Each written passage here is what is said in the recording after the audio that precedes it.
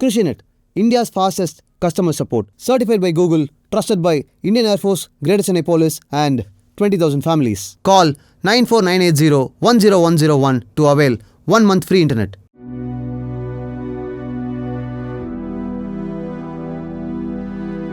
நான் எங்கிருந்து வருகிறேன் என்று உனக்கு தெரியும், ஏன் வருகிறேன் என்றும் உனக்கு தெரியும். வந்து சேர்ந்தால் என்ன செய்வேன் என்றும் உனக்கு தெரியும். ஆதலால் நீ கதவுகளை அடைக்கிறாய். நான் முட்டி மோதி மூர்க்கமாய் உடைக்கிறேன். அந்த பாம்புகள், நீல நிறம் பூசப்பட்ட அந்த நாய்கள், அந்த மரவட்டைகள் அங்கே நிகழும். அது அற்புதம். அதுக்காக நான் வெயிட் பண்ணுவேன், அதை எடுப்பேன், அதை கேப்சர் பண்ணுவேன். கர்ணன் அந்த புதையல் மொமெண்ட் தோன்றான் அது கரெக்டாக வெளில வந்து விழும்போது கட் பண்ணால் குதிரை கணிக்கிறதுக்கு போயிடுறோம். சில மேஜிக் அப்படி தான் நடக்கும். அது அந்த ஷாட் நீ எதிர்பார்த்துக்கவே மாட்டீங்க. என் படத்தில் ரொம்ப ரசித்த நிதானமான ஷாட் எல்லாமே ரொம்ப கொடூரமாக வேகமாக எடுக்கப்பட்ட ஷாட்டு தான். ஓடிய போயிடும். பீரிட்ட அழுகையோ மூச்சு முட்டும் சிரிப்போ அதற்குள் ஒளிந்து கொண்டிருக்கும் துயரம்தான் கலையாகிறது. ஒரு சஃபரிங்லேருந்து தான் ஒரு ஆர்ட் ஃபார்ம் கிரியேட் பண்ண முடியும்னு நீங்கள் நம்புறீங்களா? இப்போ என் கூட வேலை பார்த்து அஸ்டேட்டு சொல்லுவாங்க, உனக்கு என்னப்பா வாழ்க்கையில் இவ்வளோ கஷ்டம் இருக்குது, நீ ஈஸியாக படம் எடுத்துடுவேன். டேய், அது எவ்வளோ பெயின் தெரியுமா? தென்பகுதியில் வாழக்கூடிய நிறைய ஊர்களுக்கு, நிறைய இளைஞர்களுக்கு பேருந்துங்கிறது தான் மிகப்பெரிய வாழ்க்கையோட கடவுள் மாதிரி. கடல் நிற்காமல் போன பேருந்துக்கும் பைசனில் நின்று போன பேருந்துக்கும் என்ன வித்தியாசம் இருக்குது? அதிகமாக அந்த படத்தை உண்மையாக நேர்மையாக ஹேண்டில் பண்ணிக்கலாம்னு நினச்சா தான் அது பேசப்படுற அரசியலை நீ உண்மையாக நம்புவேன். அது உன்னை ஏமாத்துறதுக்கு, பணம் சம்பாதிப்பதற்கு, உன்னை கிளாப் செய்வதற்கு, உன்னை நான் அறிவாளின்னு காட்டுறதுக்காக அந்த படம் எடுக்கப்பட்டிருக்கு அப்படின்னா அதுக்குள்ள உண்மை 2ஆம் பட்சம் ஆகிடும். எங்கள் வீட்டை பொறுத்தவரைக்கும் எங்கள் அக்கா தெய்வம். எங்கள் அக்காவுக்கு ஒரு கோவில் இருக்குது, எங்கள் அக்காவுக்கு நாங்கள் கும்பிட்டுக்கிட்டு இருக்கோம். எங்கள் அக்காவை கும்பிடும்போது எங்கள் அப்பா ஆடுவார், சாமி ஆகிட்டா. ஆனால் அதே அக்கா கிட்ட நான் சண்டை போட்டிருக்கேன், அவளை அடிச்சிருக்கேன், அவள் என்னை அடிச்சிருக்கா. அது உலகத்துலேயே மோசமான குடும்பம் அது. அதனால தான் அவனுக்கு படம் பிடிக்கலாம் அவ்வளோ திட்டுறான் அவன். அதனால தான் அவ்வளோ கோச்சிக்கிறான். அவங்க 4 பேர் தனியாக கூட படம் போட்டு காட்டுங்க. ஓகே நண்பா, ஓகே நண்பா.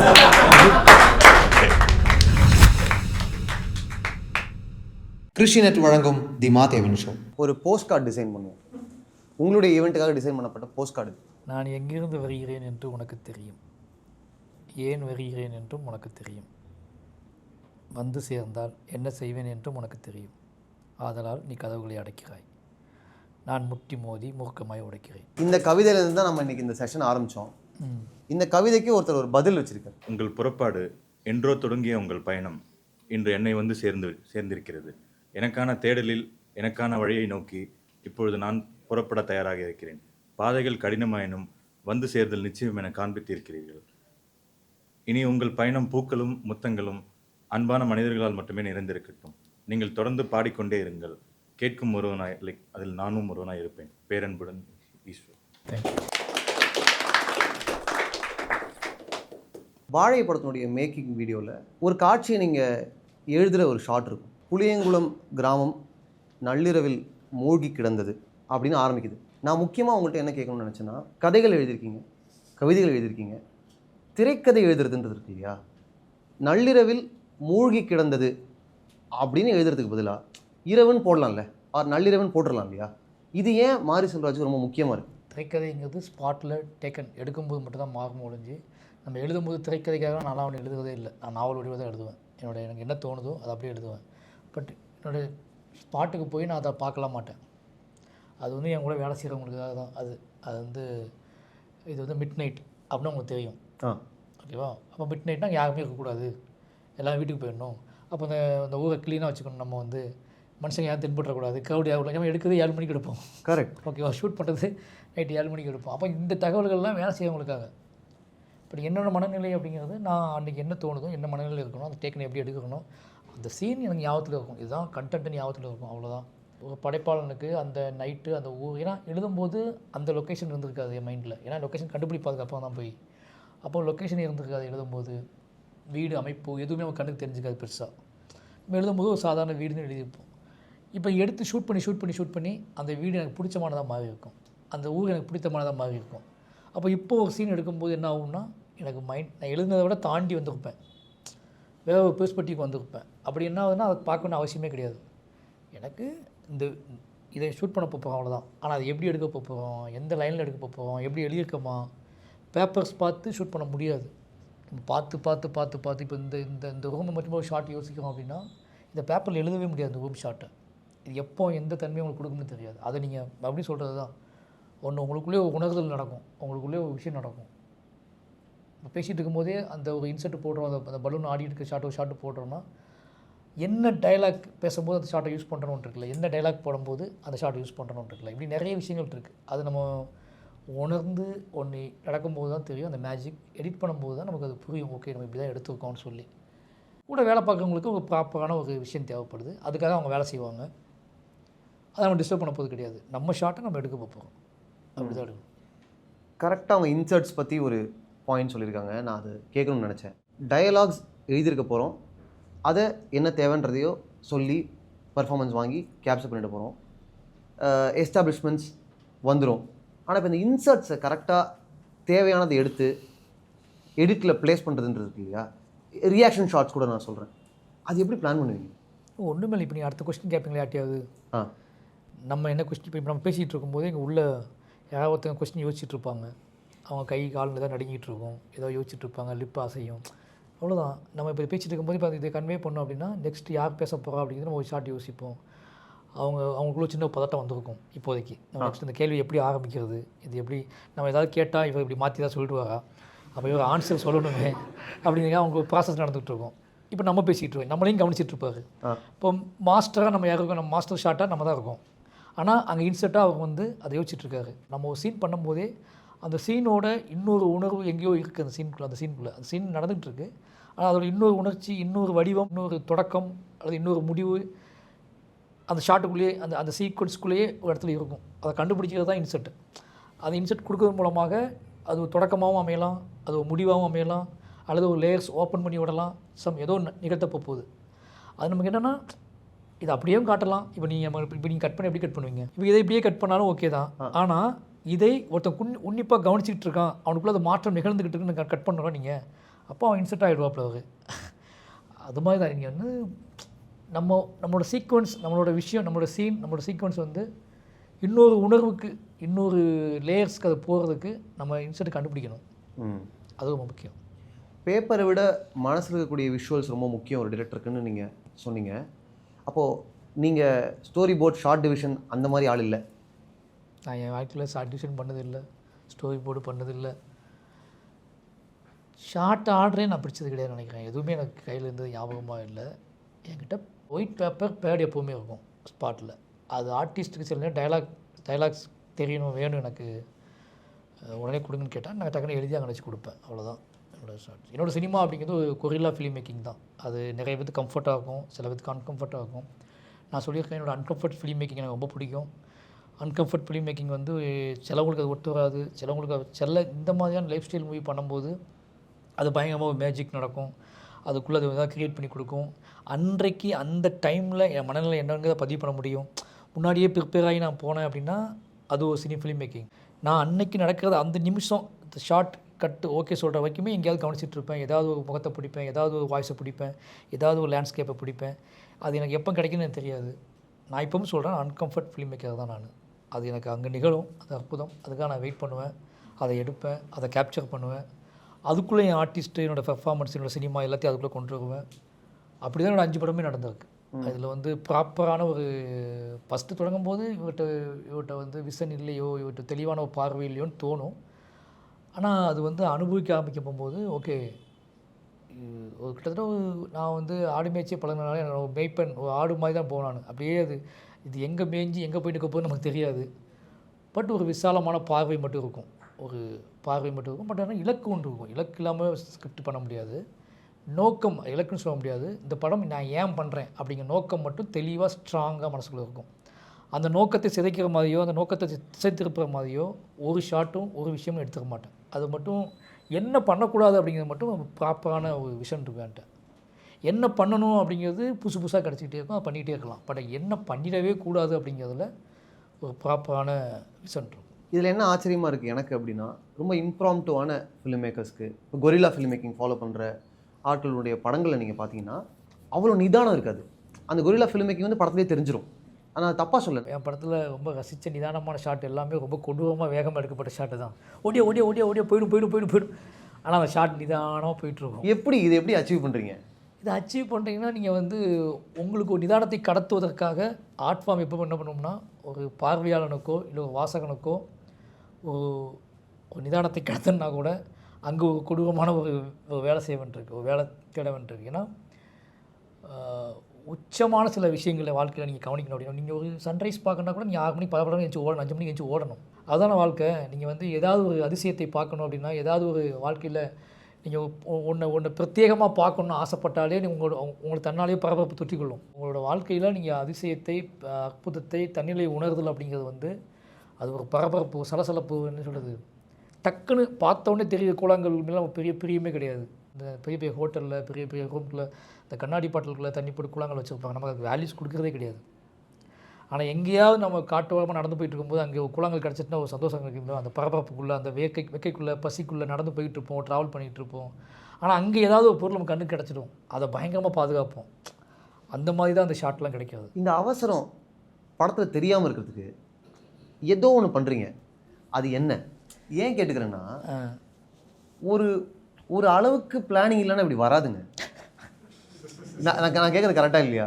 இப்போ அவங்க என்ன வேணால் சொல்லலாம். இல்லை நான் என்ன சொன்னாலுமே என்னோடய என் கூட வேலை பார்த்த அத்தனை பேரும் தெரியும்.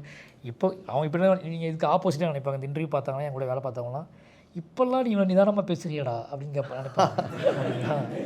இவ்வளோ பொறுமையாக, இவ்வளோ அழகாக, இவ்வளோ பேசுறியடா, ஆனால் ஸ்பாட்டில் நீ இப்படி பேச மாட்டியாடா அப்படின்னு அவங்க நினைப்பாங்க. இப்போ அவங்களுக்கு ஒரு விஷன் இருக்குது.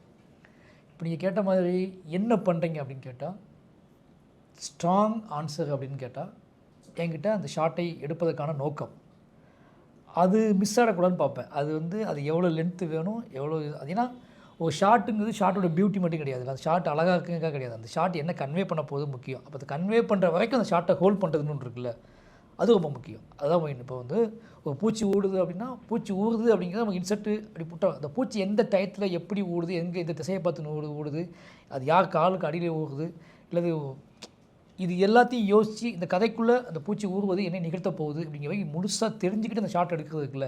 அப்போ நான் வெளியே காட்டுற பரபரப்பு வேறு, எனக்குள்ளே நடக்கிற பரபரப்பு வேறு. இப்போ எனக்குள்ளே நடக்கிற பரபரப்போட உச்சம் வெற்றி தான் அந்த ஷார்ட்டோட நிதானம். நான் அதை இவ்வளோ பரபரப்பு கடையிலையும் அதை கரெக்டாக கன்சீவ் பண்ணி கரெக்டாக ஒரு பொக்கைவாக மாற்றி அதை போய் நம்ம நீங்கள் கையில் வச்சுக்க அத்தனை நிதானமாக கொடுக்கப்படுற அத்தனை பொக்கைகளும் வேக வேகமாக பறிக்கப்பட்ட பூக்கள் தான். இப்போ இந்த பொக்கை கொடுத்தாங்களே கையில், இதை அழகாக பேக் பண்ணி நம்ம கையில் கொடுக்கும்போது நிதானமாக அப்படி எடுத்து கொடுக்குறாங்க. ஆனால் இந்த ப்ராசஸ் எப்படி நடந்துக்கும் அப்படின்னா, வேக வேகமாக படிச்சிருப்பாங்க. அது வேகமாக ஒரு நாளைக்கு 50 பக்கம் 100 பக்கம் கட்டுவாங்க. அவங்க வேக வேகமாக தான் கட்டி போட்டிருப்பாங்க அப்படி தூக்கி, ஓகேங்களா. அது ஒவ்வொரு பூவாக அப்படி எடுத்து வச்சு அப்படிலாம் எந்த பக்கையும் கட்ட மாட்டாங்க. அப்படி படமும் எடுக்க முடியாது. அப்படி படமும் எடுக்க முடியாது, ஓகேவா. படங்கு பொக்கை மாதிரி தான். நான் வேக வேகமாக தான் எடுப்பேன். உங்கள் கை கொடுக்கும்போது ஒரு பொக்கைவாக கொடுக்கும், பூ அப்படியே அழகாக உங்கள் மண்டிக்கிட்டு பூ நீட்டுவோம்ல, அது மாதிரி ஒரு கலைஞன் கொடுப்பான். ஆனால் அந்த பூவை எப்படி படிச்சுட்டு வந்தான், எங்கே போய் பிடிங்கிட்டு வந்தான், எவ்வளோ வேகமாக ஓடுனா, அது வந்து அவனுக்கு மட்டும் தான் தெரியும்.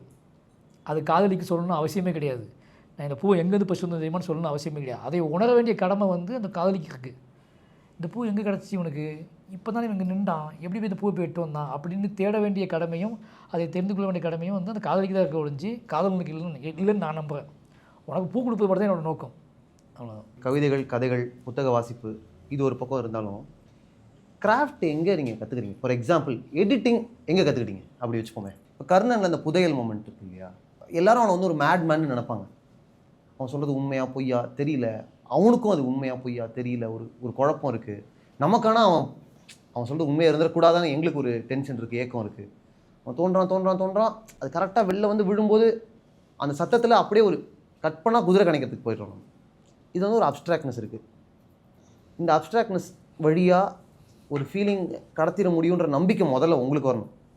இன்னொன்று, கரெக்டாக இது வரும்போது அந்த ஷார்ட் வச்சா ஒர்க் ஆகுன்றது தான் ஒரு எடிட்டிங் பாயிண்ட் நான் ஃபீல் பண்ணுறேன். இது எப்படி உங்களுக்கு கைவசப்பட்டுச்சு? என்னோடய எடிட்டிங் பாயிண்ட்டை நான் வந்து டெக்னிக்கலாக ஹேண்டில் பண்ணதே கிடையாது. அந்த சீன் ஏன் நிகழுது அப்படின்னு ரொம்ப மெயினாக ப்ராப்பராக மைண்டில் இருந்துகிட்டே இருக்கும். இப்போ நீங்கள் சொன்ன அந்த பர்டிகுலர் சீன் வந்து அந்த ஊர் எல்லாம் தூங்கிட்டு இருக்காங்க. ஒரு வீட்டில் மட்டும் ஒரு அப்பா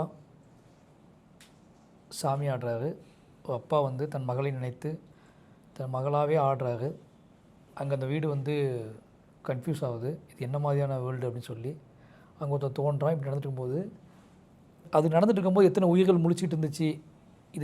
இந்த அதிசயம் நிகழும்போது, இந்த விஷயம் நிகழும்போது, இந்த சம்பவம் நிகழும்போது அந்த ஊர் எப்படி இருந்துச்சுன்னு காட்டும்போது ஊர் எல்லோரும் தூங்கிட்டு இருந்தாங்க. இப்போ தூங்காமல் இருந்தது யாரெல்லாம்னு கேட்டால் அந்த உயிர்கள் தூங்காமல் இருந்துச்சு. அப்போது என் குதிரை தூங்காமல் இருந்துச்சு, ஒரு பன்னி தூங்காமல் இருந்துச்சு, ஒரு நாய் தூங்காமல் இருந்துச்சு, ஒரு கழுதை தூங்காமல் இருந்துச்சு. இது அத்தனை உயிர்களுக்கு இது தெரியுமான்னு கேட்டால் தெரியுமா தெரியாதுலாம் தெரியாது. ஆனால் இதுக்கெல்லாம் தூங்காமல் இருந்துச்சு அப்படிங்கிறது என்னோடய ப்ராசஸ். நான் அதை வந்து ஒரு முழு நைட்டாக தான் பார்க்குறேன். அது ஒரு நைட்டில் இந்த சம்பவம் நடக்குது. அந்த நைட் அவர்களோடு முழித்து கொண்டிருந்த மனிதர்கள் யாருன்னு காட்டுவதன் மூலமாக பார்வையாளனுக்கு என்ன கடத்தும் அப்படிங்கிறது நான் நினச்ச ஒன்று கடத்த மாட்டேன். இப்போ ஒவ்வொருத்தருக்கும் என்ன தோணுதோ அது கரெக்ட். அதான். அப்போ எடிட்டிங் வந்து நான் என்ன முடிவு பண்ணுறேன் அப்படின்னா, எடிட்டிங் அப்படிங்கிறது என்னோடய விஷுவலை, என்னோடய நோக்கத்தை சிதையாமல் இன்னும் எமோஷ்னலாக இன்னும் வந்து என்ன சொல்கிறது, எடுக்கும்போது எனக்கு கொஞ்சம் அளவு தான் இருக்குது. அதை எடிட் பண்ணி மாற்றி ஃபைனல் பண்ணும்போது அதோட நோக்கம் வந்து பயங்கரமாக முழுமையடையணும் அப்படின்னா அதுக்கு என்னெல்லாம் சேர்த்து ஒன்று பண்ண முடியுமோ. ஏன்னா வெறுமனை இப்போ சொன்ன மாதிரி தான், பொக்கை மாதிரி தான். வெறுமனை பூ மட்டுமே இருந்தால் பொக்கை ஆகிடுமான்னு கேட்டால் அதுக்குள்ளே நிறைய இது வேணும். என்னெல்லாம் வேணும்னு யோசித்து அதை கட் பண்ணி ஹேங் பண்ணி அதை செட்டப்பாக சேஞ்ச் பண்ணி ஒன்று கொடுக்கும்ல. அது மாதிரி ஒரு சீனை நம்ம ரெடி பண்ணிட்டு நமக்கே விஷுவல் ஓடிட்டே இருக்கும். ரியல் லைஃப்லேயே நம்ம வந்து நீ காலையில் எழுப்பி வந்து நீங்கள் என்னெல்லாம் பண்ணீங்கன்னு கேட்டால் அவன் எல்லாத்தையும் சொல்ல மாட்டார். அவருக்கு சில விஷயங்கள் தங்கி போயிருக்கும். சில விஷயங்கள் சொல்லும் போதே வந்து காலைல போனேன் சார், பைக்கில் வந்தேன் சார், அப்போ கட் பண்ணால் அவன் மைண்டுக்குள்ளே என்ன சொல்லணும்னா, இவங்க சினிமா தெரிஞ்சவங்க, சினிமா தெரியாத வாழ்க்கை, சினிமாவே தெரியாத வாழ்க்கை போய் ஊரில் போய் சாதாரண மனுஷனை கேட்டால் கூட, நீ காலைல மத்தியானம் வரைக்கும் என்ன பண்ணேன்னு கேட்டால் கூட அவன் எடிட் பண்ணி சொல்லிட்டு வருவாப்பில். அந்த எடிட் எப்படி நடந்துச்சுன்னு கேட்டுப்பாங்க. அது எந்த ப்ராப்பர் எதுவுமே இருக்காது. எதை சொல்லணும் எதை சொல்லக்கூடாது அப்படிங்கிறது அவங்க மனசுக்குள்ளே ப்ராசஸ் நடந்துகிட்ருக்கு. அப்போ டெக்னிக்கல் எடிட்டிங்னோட டெக்னிக்கல் மேஜிக், டெக்னிக்கல் பிரமாண்டம்லாம் கிடையாது. அது எதை சொல்லணும் எதை சொல்லக்கூடாது, எதை காட்டணும் எதை காட்டக்கூடாது, எதை காட்டுவதன் மூலமாக இது அடுத்த கட்டத்துக்கு நகரும் அப்படிங்கிற தெளிவு இருந்தாலே போதுமானது. உங்கள் ஷார்ட்டை நீங்களே இதுக்கப்புறம் இதை இதுக்கப்புறம் இதை வைக்காத அப்படிங்கிறது அவ்வளோதான். இதுக்குள்ளே அதை இன்னும் சுவாரஸ்யமாக்குறதுக்கு, அதுக்கு சவுண்ட்ஸுக்கு ஏற்ற மாதிரி மாற்றுறதுக்கு, அதுக்குள்ளே வேலை பார்க்கறதுக்கு டெக்னிக்கலாக எடிட்டர் கூட வேலை செய்வாங்க. ஆனால் டேரெக்டாக நீங்கள் என்ன பண்ண முடியும், இதெல்லாம் காட்டு இதை காட்டாத. நம்ம மாலையை ரெடி பண்ணுறோம் அப்படின்னா அந்த மாலையை அகர்ந்தால் அந்த மணிலாம் ஓடிடும். அப்போ அந்த நூல் ரொம்ப ஸ்ட்ராங்காக இருக்கணும். அப்போ அதை எடிட்டர் தான் பிக்ஸ் பண்ணுவாப்புல. அது கட்டிங் ஸ்டைல் எப்படி பண்ணால் இது நேர்த்தியாக போகும், அது ரிதம் மிஸ் ஆகாமல் எப்படி போகும், அந்த ரிதத்தெல்லாம் முடிவு பண்ணுறது எடிட்டரோட வேலை. அவங்க என்னென்னா பண்ணால் கூட என் நோக்கம் சிதையாமல் இருக்காது. இல்லை நான் அந்த சீன் எடுத்ததுக்கான நோக்கம் வந்து அப்படியே இருக்கா, அதை நீங்கள் டெக்னிக்கலாக ஒன்று கட் பண்ணி ஏமாற்ற முடியாது ஆடியன்ஸை. அவன் எவ்வளோ ஃபாஸ்ட்டாக கட் பண்ணாலும் சரி, எவ்வளோ வேகமாக கட் பண்ணாலும் சரி, 5 minutes ஷார்ட் ஃபிலிமு கூட நம்ம வந்து என்னடா இவ்வளோ நேரம் ஓடிட்டுருக்கு அப்படின்னு பார்த்த ஆளுக்கு தான் நம்ம. அதேமாதிரி 3.5 மணி படத்தை வந்து நம்ம வந்து வாயை பிளந்து பார்த்துருக்கோம். நமக்கு வந்து நேரம்லாம் கிடையாது. ஒரு படத்தை எடிட் பண்ணுறதுங்கிறது குறுக்கிறதோ விரிக்கிறதோ கிடையாது. அதுக்கு என்ன தேவையோ அதை கேட்டு வாங்கிக்கும், அதை செய்யும், அவ்வளோதான். அது வந்து ஒரு ரைட்டருக்கும் ஒரு எடிட்டருக்கும் நல்லாவே ஒரு அண்டர்ஸ்டாண்ட் இருந்துச்சுன்னா அது பயங்கரமாக ஒர்க் அவுட் ஆகும். நைஸ். அந்த சீனை எக்ஸ்பிளைன் பண்ணிட்டு இருக்கும்போது அங்கே ஒரு அதிசயம் நடக்குது. அந்த அதிசயம் நடக்கும்போது எந்த ஜீவராசிகள்லாம் கண்முழிச்சு இருந்துச்சுன்னு அவங்க சொன்னாங்கல்ல, அது அதிசயன்றதே எனக்கு குதிரை கிடைக்கும் போது தான் அது அந்த குதிரை கிடைக்கும். அது சில மேஜிக் அப்படி தான் நடக்கும். அது அந்த ஷாட் நீங்கள் எதிர்பார்த்துக்கவே மாட்டீங்க. அந்த ஷாட் எதிர்பார்த்துக்கவே மாட்டேங்கும் போது இங்கே தான் தோண்டிகிட்டு இருக்காங்க, அந்த சவுண்டு கேட்டோன்னா உங்களுக்கு டிஸ்டர்பன்ஸ் ஆகும். அது சினிமாவில் ஆர்ட் ஃபார்மில் நான் சொல்லவும் முடியாது. இப்போ அந்த எடிட் பண்ணிட்டு இருக்கும்போது இந்த இடத்துல குதிரை கத்துன உடனே ஆடியன்ஸ் பயங்கரமாக ஆவாண்டா அப்படின்னு சொல்லி எடிட் பண்ண முடியாது. நான் இப்போ தான் கேட்க வந்தேன், உங்களுக்கு அது தெரியுமான்னு. தெரியாது, எனக்கு தெரியும். நான் அப்படி ஆவேன். முதல்ல எல்லாரையும் நினச்சி ஒன்று பண்ண முடியாது. எனக்கு அது நடக்கணும், அது நான் அதை அனுபவிக்கணும். ஒருவேளை நான் நினச்ச மாதிரி ஆடியன்ஸ் கனெக்ட் ஆகலை அப்படின்னா ஓகே, அது பிரச்சனை கிடையாது. ஆனால் நான் கனெக்ட் ஆனேன். சார், நீங்கள் வந்து ஒரு கடவுள் மறுப்பாளராக இருக்கீங்கன்னு நான் நம்புகிறேன். ஸோ அப்படி இருக்கும்போது உங்களோட தாட்ஸ் ப்ராசஸ் எல்லாமே படமாக நீங்கள் எடுக்கும்போது, இப்போ பைசனில் வந்து பசுபதி சார் வந்து சாமி ஆடுற விஷயமா இருக்கட்டும், இதே கர்ணனில் வந்து அவர் அந்த அப்பா கேரக்டர் சாமி ஆடுற விஷயமா இருக்கட்டும், குறி சொல்கிற விஷயமா இருக்கட்டும், அதெல்லாம் வந்து நீங்கள் கல்ச்சுரலி அது வந்து ஒன்றி இருக்கணுன்றதுக்காக நீங்கள் அந்த கேரக்டர்ஸை அந்த மாதிரி டிசைன் பண்ணியிருக்கீங்களா? இல்லை அது நீங்கள் என்னதான் நம்ம சைடில் வந்து ஒரு இறை நம்பிக்கை இல்லை அப்படின்னாலும் நீங்கள் அதை வந்து இதுக்குள்ளே நம்ம புகுத்த வேண்டாம் அப்படிங்கிற மாதிரி நீங்கள் யோசிக்கிறீங்களா? அது என்ன மாதிரியான நீங்கள் மன ஓட்டத்தில் நீங்கள் அது கையாளுறீங்க? முதல்ல அது வாழ்வியல் முறை, அந்த மக்களோட கதையை சொல்கிறேன். பட் இன்னொரு முக்கியமான விஷயம், என்னோடய கடவுள்கள் போல விக்டிமாக தான் இருப்பாங்க. நீங்கள் பெரிய சக்தி வாய்ந்த கடவுளாக இருக்க மாட்டாங்க, எதையுமே நிகழ்த்த மாட்டாங்களே. என்னோடய கடவுள் எங்கேயாவது நிகழ்த்தி பேச்சு மாதிரியான இல்லை. இப்போ நீங்கள் பார்க்குற கடவுள் படங்களில் கடவுள்கள் வந்து நிகழ்த்துறாங்கல்ல அதிசயங்களை, என் கடவுள்கள் அதிசயம் நிகழ்த்தவே மாட்டாங்க. என் கடவுள்கள் கண்ணீர் வடிப்பாங்க, விக்டிமாக இருப்பாங்க, அவங்களும் பாதிக்கப்பட்டவங்களாக இருப்பாங்க. அப்போ கடவுளோட இன்னொரு பெர்ஸ்பெக்டிவை காட்டுறதுக்காக நான் கடவுளை தொடர்ந்து பாடிட்டு இருக்கேன். கடவுளுங்கிறவங்க பெரிய என்ன சொல்கிறது, நமக்கு அந்நியமான வானளாவிய உயரத்தில் வந்து இறங்கி வந்து நின்று உங்களுக்காக சிங்கமாவோ புலியாவோ இறங்கி வந்து கடித்து கொதறி எல்லாத்தையும் கொன்று கொடுத்து வச்சு உன்னை காப்பாற்றி போவா, அப்படி கடவுள் கிடையவே கிடையாது. கண்டிப்பாக நான் அந்த கடவுள் தான் இல்லைன்னு சொல்கிறேன். விக்டிமா, சாட்சியாக, எவிடன்ஸாக இருக்கக்கூடிய கடவுள்கள் நிறைய இருக்காங்க. என் ஊர்லலாம் இருக்காங்க. அந்த கடவுள் இல்லைன்னு நான் சொன்னதே கிடையாது. ஏன்னா அந்த கடவுளுக்கு ஒரு கதை இருக்குது, அந்த கடவுளுக்கு ஒரு நெஜம் இருக்குது, அந்த கடவுள் ஒரு சாட்சியாக இருக்காங்க. அப்போ கடவுளுங்கிறவங்க யார்? உங்களை குற்ற உணர்ச்சிக்குள்ளாக்குகிற, உங்களை பரிசோதனைக்கு உட்படுத்துகிற, உங்களை கேள்விக்கு உங்களை அச்சப்படுத்துகிற, உங்களை வந்து உங்களுக்குள்ளே இருந்து, உங்களுக்குள்ளே வாழ்ந்து, உங்களுக்குள்ளே மண்டியிட்டு, உங்களுக்குள்ளே முரண்பட்டு, உங்களுக்குள்ளே அழுது கண்ணீரோடு செத்து போனவங்க தான் நம்ம கடவுளாக நான் காட்டுற கடவுள்கள். ஓகேவா? அப்போ அந்த கடவுளுக்கு வித்தியாசம் இருக்குது. நான் அந்த கடவுள்கள் மேலே அதிகமாக நம்பிக்கை வச்சுருக்கேன். ஏன்னா அந்த கடவுளோட கோபம் தான் என்கிட்ட இருக்க ஆர்ட், அந்த கடவுளோட ஆற்றாமை தான் என்னோட இருக்க ஆர்ட். இப்போ வந்து கர்னலில் வர அந்த பாப்பா வந்து நான் சின்ன வயசுலேருந்து எங்கள் அக்காவை அப்படி கும்பிட்டுருக்கோம். நாங்கள் சின்ன வயசுலேருந்து எனக்கு தெரியாது, என் கூட பிறந்தேன், என் கூட பழகின அக்கா. நான் வந்து சண்டை போட்டிருக்கேன் அந்த கடவுள்கிட்ட. எங்கள் அக்கா இப்போ எங்கள் வீட்டை பொறுத்தவரைக்கும் எங்கள் அக்கா தெய்வம். எங்கள் அக்காவுக்கு ஒரு கோவில் இருக்குது, எங்கள் அக்காவுக்கு நாங்கள் கும்பிட்டுக்கிட்டு இருக்கோம். எங்கள் அக்காவை கும்பிடும்போது எங்கள் அப்பா ஆடுவார். எங்கள் அக்காவை கும்பிடும்போது நாங்களாம் பவ்யமாக நிற்போம். ஆனால் அதே அக்காட்ட தான் இப்போ சாமி ஆகிட்டா. ஆனால் அதே அக்காக்கிட்ட நான் சண்டை போட்டிருக்கேன், அவளை அடிச்சிருக்கேன், அவள் என்னை அடிச்சிருக்கா, 2 பேர் முத்தம் கொடுத்துருக்கோம், 2 பேர் விளையாண்டுருக்கோம், 2 பேர் மலையில் நனைஞ்சிருக்கோம். அவள் நீ கடவுள் ஆகிட்டா. அவ்வளோதான். இது எப்படி விட முடியும்? நான் இந்த கடவுளை இல்லைன்னு சொல்ல முடியாதுல்ல. அப்போ என்னோடய கடவுள்கள் எல்லாருமே என்னோடய கடவுள் இந்த உலகத்தில் சாட்சியாகவும் என்ன சொல்கிறது விளிமியங்களாகவும் தொடர்ந்து இருக்கக்கூடியவர்கள். அந்த கடவுளுக்காக நான் எனக்காக பேசுகிறத விட எனக்காக பேச தொடங்கும் போது என் கடவுளுக்காகவும் நான் பேச வேண்டிய அவசியமாகிடுது. ஏன்னா என் கடவுளும் என்னை மாதிரி இருக்காப்புல. அப்போ நான் என் கடவுளுக்காகவும் பேச வேண்டிய கட்டாயம் வந்துடுது. அப்போ எனக்காக பேசும்போதே கிடைக்கிற வாய்ப்புகளில் என் கடவுளுக்காகவும் நான் வந்து கொஞ்சம் பேசுகிறேன், அவங்களுக்காக சண்டை போடுறேன். உங்களுடைய எல்லா கவிதைகள்லையுமே மாரி செல்வராஜன் பேர் இருக்கும். பாதவத்தினா யார் அப்படின்ற அந்த கவிதை இருக்குல்ல, அதில் மட்டும் பாப்பா செல்வராஜன் இருக்கும். பாப்பா செல்வம் எங்கள் அம்மா. அந்த கவிதையோட ஆதார சுத்தி வந்து என்ன சொல்கிறது, அவள் சொல்கிற அவங்க அம்மா சொல்கிற வாய்ஸில் அது எழுதப்பட்டது. அம்மாவோட முழு வார்த்தையும் அம்மாவோட வார்த்தை, அதனால் அம்மா பேர் போட்டு அது பாப்பா செல்வராஜன் எங்கள் அம்மா பாதவத்தினா எங்கள் அம்மா அடிக்கடி நான் அவள் பாதவத்தி உனக்கு என்ன அப்படி பாதவத்தின்னு சொல்லிட்டே இருப்பாங்க. 24 மணி நேரம் வாயிலிருந்து அதிகமாக வார்த்தை நான் ஒரு பாதவத்தி, உங்களுக்கு அம்மையாக பிறந்து உங்களுக்கு அம்மாவை மாட்டிக்கிட்டேன், நான் ஒரு பாதவத்தி, இந்த வீட்டில் பிறந்துட்டேன், நான் ஒரு பாதவத்தி, 5 பிள்ளையை பத்துட்டேன், நான் ஒரு பாதவத்தின்னு எல்லா நாளும் பாதவத்தி வந்து பாதவத்தினா யாரும் நான் தான் அப்படிம்பாங்க. இந்த அடிப்படையில் எழுதப்பட்டது தான். நான் தான் பாதவத்தி தான். ஆமாம். இரும்பு அடிக்கிற இடத்துல ஒரு ஈயா நான் இங்கே இருக்கிறேன். எனக்கும் சினிமா துறைக்குமான எந்த சம்மந்தமும் இல்லை, ஒரு பார்வையாளர் அப்படிங்கிறத தவிர. எங்கள் சினிமாக்காக பார்த்தா நாங்கள் ஓடிடுவோம், பார்வையாளர்கிட்ட தான் பேசுவோம். சீரியஸாக நீங்கள் எல்லாம் படம் பார்ப்பீங்கள்ல, அது ஒன்று தான் சினிமாவுக்கு முக்கியமான பங்கு. உங்களுடைய பைசன் படம் வந்து நான் 2 தடவை பார்த்தேன். உங்களுடைய இன்டர்வியூவை நிறைய பார்த்தேன். இந்த படம் பார்த்ததுக்கு அப்புறமா வந்து நான் நிறைய திருப்பி நான் பார்த்தேன்.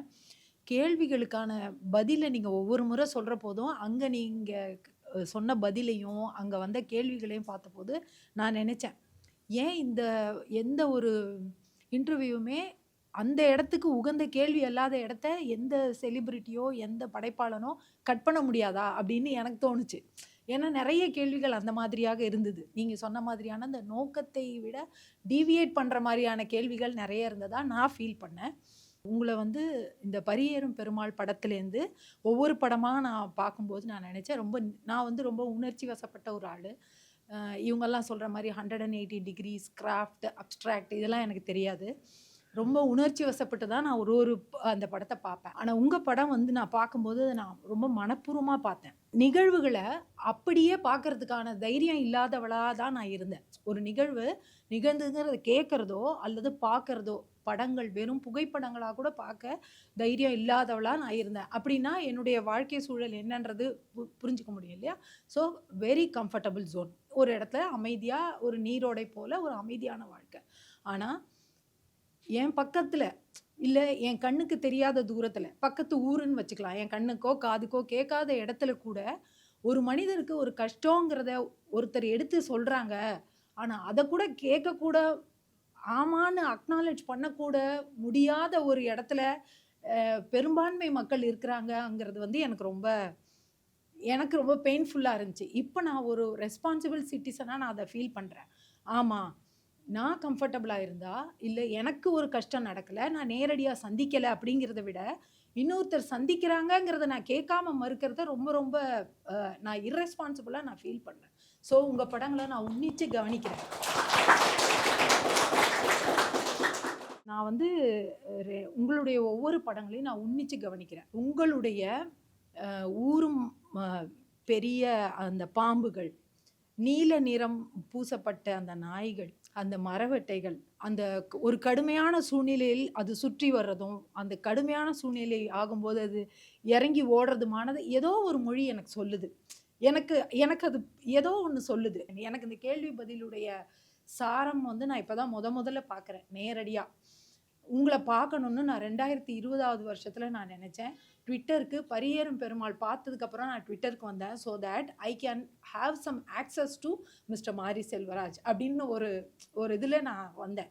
ஃபஸ்ட்டு ஃபாலோன்னு நான் கொடுத்தது உங்களை தான் நான் கொடுத்தேன். ஸோ இதெல்லாம் வந்து ஒரு சிறு பிள்ளைத்தனமாக இருக்கலாம். ஆனால் நான் உண்மையில் அந்த உணர்வு மொழி நீங்கள் பேசுகிறீங்கல்ல, அதை நான் ரொம்ப ரொம்ப ஃபீல் பண்ணி ஒரு பார்வையாளராக அதை உள்வாங்கினேன். ஒரு பேர், உன் பேர் என்னடா, உன் பேர் என்னடா, பேர் பற்றியா, உங்கள் அப்பா பேர் என்னடா அப்படின்னு கேட்டாங்க. அந்த கேள்வி கேட்கும்போது எனக்கு ஒரு உள்ளுக்குள்ளே வலி வலிச்சுது. ஏன்னா நான் எந்த பேரும் நான் கேட்கல, என்னை யாரும் பேர் கேட்கல. ஆனால் நம்ம பேரை கேட்டு, நம்ம அப்பா பேரை கேட்டு ஒருத்தர் நம்ம அதை கேட்டு அடிப்பாங்களா, அதை கேட்டு அதுக்கு ஒரு காரணம் உண்டா அப்படிங்கிறது எனக்குள்ளே நடக்குது, என்னோட சுற்றி நடக்குது அப்படிங்கிற அந்த மிகப்பெரிய உண்மையை பிளண்ட்டாக முகத்தில் அடித்த மாதிரி நீங்கள் சொன்ன இதான் வந்து எனக்கு ரொம்ப பிடிச்சது. ஒரு 1 இயருக்கு முன்னாடி ஒரு படம் ரிலீஸ் ஆயிருந்தது. ஒரு ஃபேமஸான ஹீரோ, எல்லாம் டச்சு விட்டு போச்சு, ஒன்றுமே இல்லை. 10 வருஷம் கழிச்சு அந்த படம் வந்து ஓடுது. யாருமே இப்படி சுற்றி அவங்கள கேள்வியே கேட்கல. ஒரு தகாத கொஸ்டினை கட் பண்ணுறதுக்கான ஒரு இடம், ஒரு செலிபிரிட்டி கேள்விகளை சந்திக்கிறதுக்கான இடத்துல இருக்கும்போது, அந்த கொஸ்டின் சரியில்லைன்னு சொல்லும்போது அதை கட் பண்ணி போகிறதுக்கான ஏன் அதை எடுத்துக்க மாட்டேங்கிறாங்கன்ற ஆதங்கம் எனக்கு உங்கள் மேலே வந்தது. பசுபதி அவருடைய அந்த வெறித்த விழிகள் இருக்குல்ல, அது என்னை ரொம்ப டச் பண்ணுச்சு. எப்படி பயப்படுறாரு, டீச்சரை பார்த்து பேசும்போதும் பயப்படுறாரு, போலீஸ் கிட்ட பேசும்போதும் பயப்படுறாரு.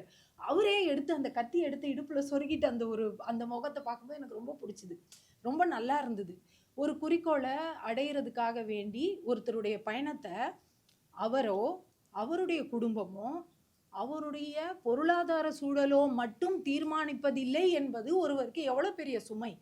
அதை நம்ம உணர்றதுக்கு கூட தயாராக இல்லை, அதை கேட்க கூட தயாராக இல்லைங்கிற ஆதங்கம் எனக்கு இந்த படத்தை பார்க்கும்போது வந்து சார் ரொம்ப ரொம்ப நான் உணர்ச்சி வசப்பட்டு, அவ்வளோ இன்னும் சொல்லப்போனால் இன்னும் எவ்வளோ நேரம் வேணாலும் நான் பேசுவேன்.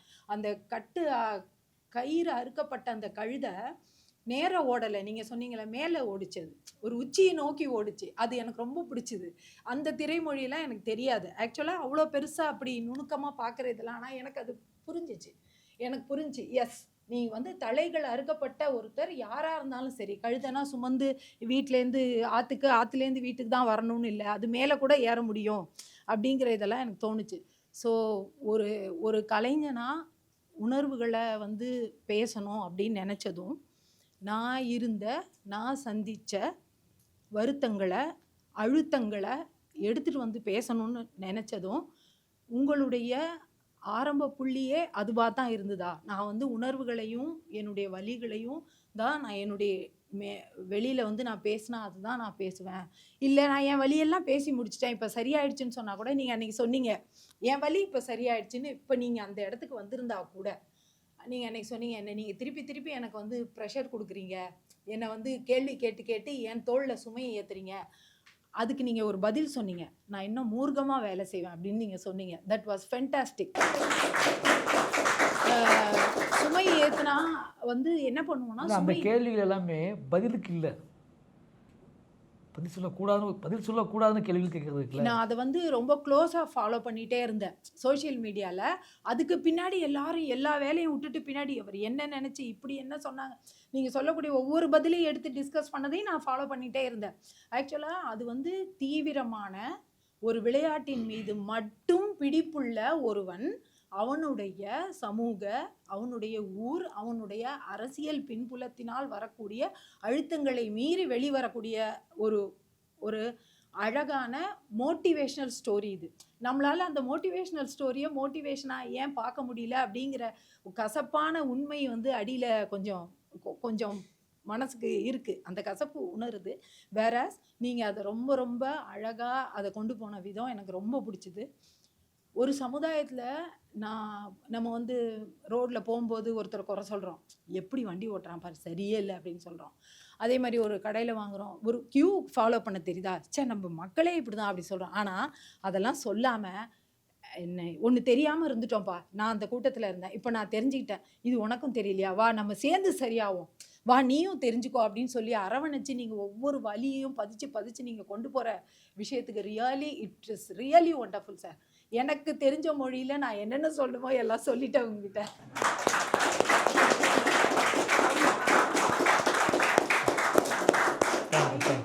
Really I have been waiting to meet you.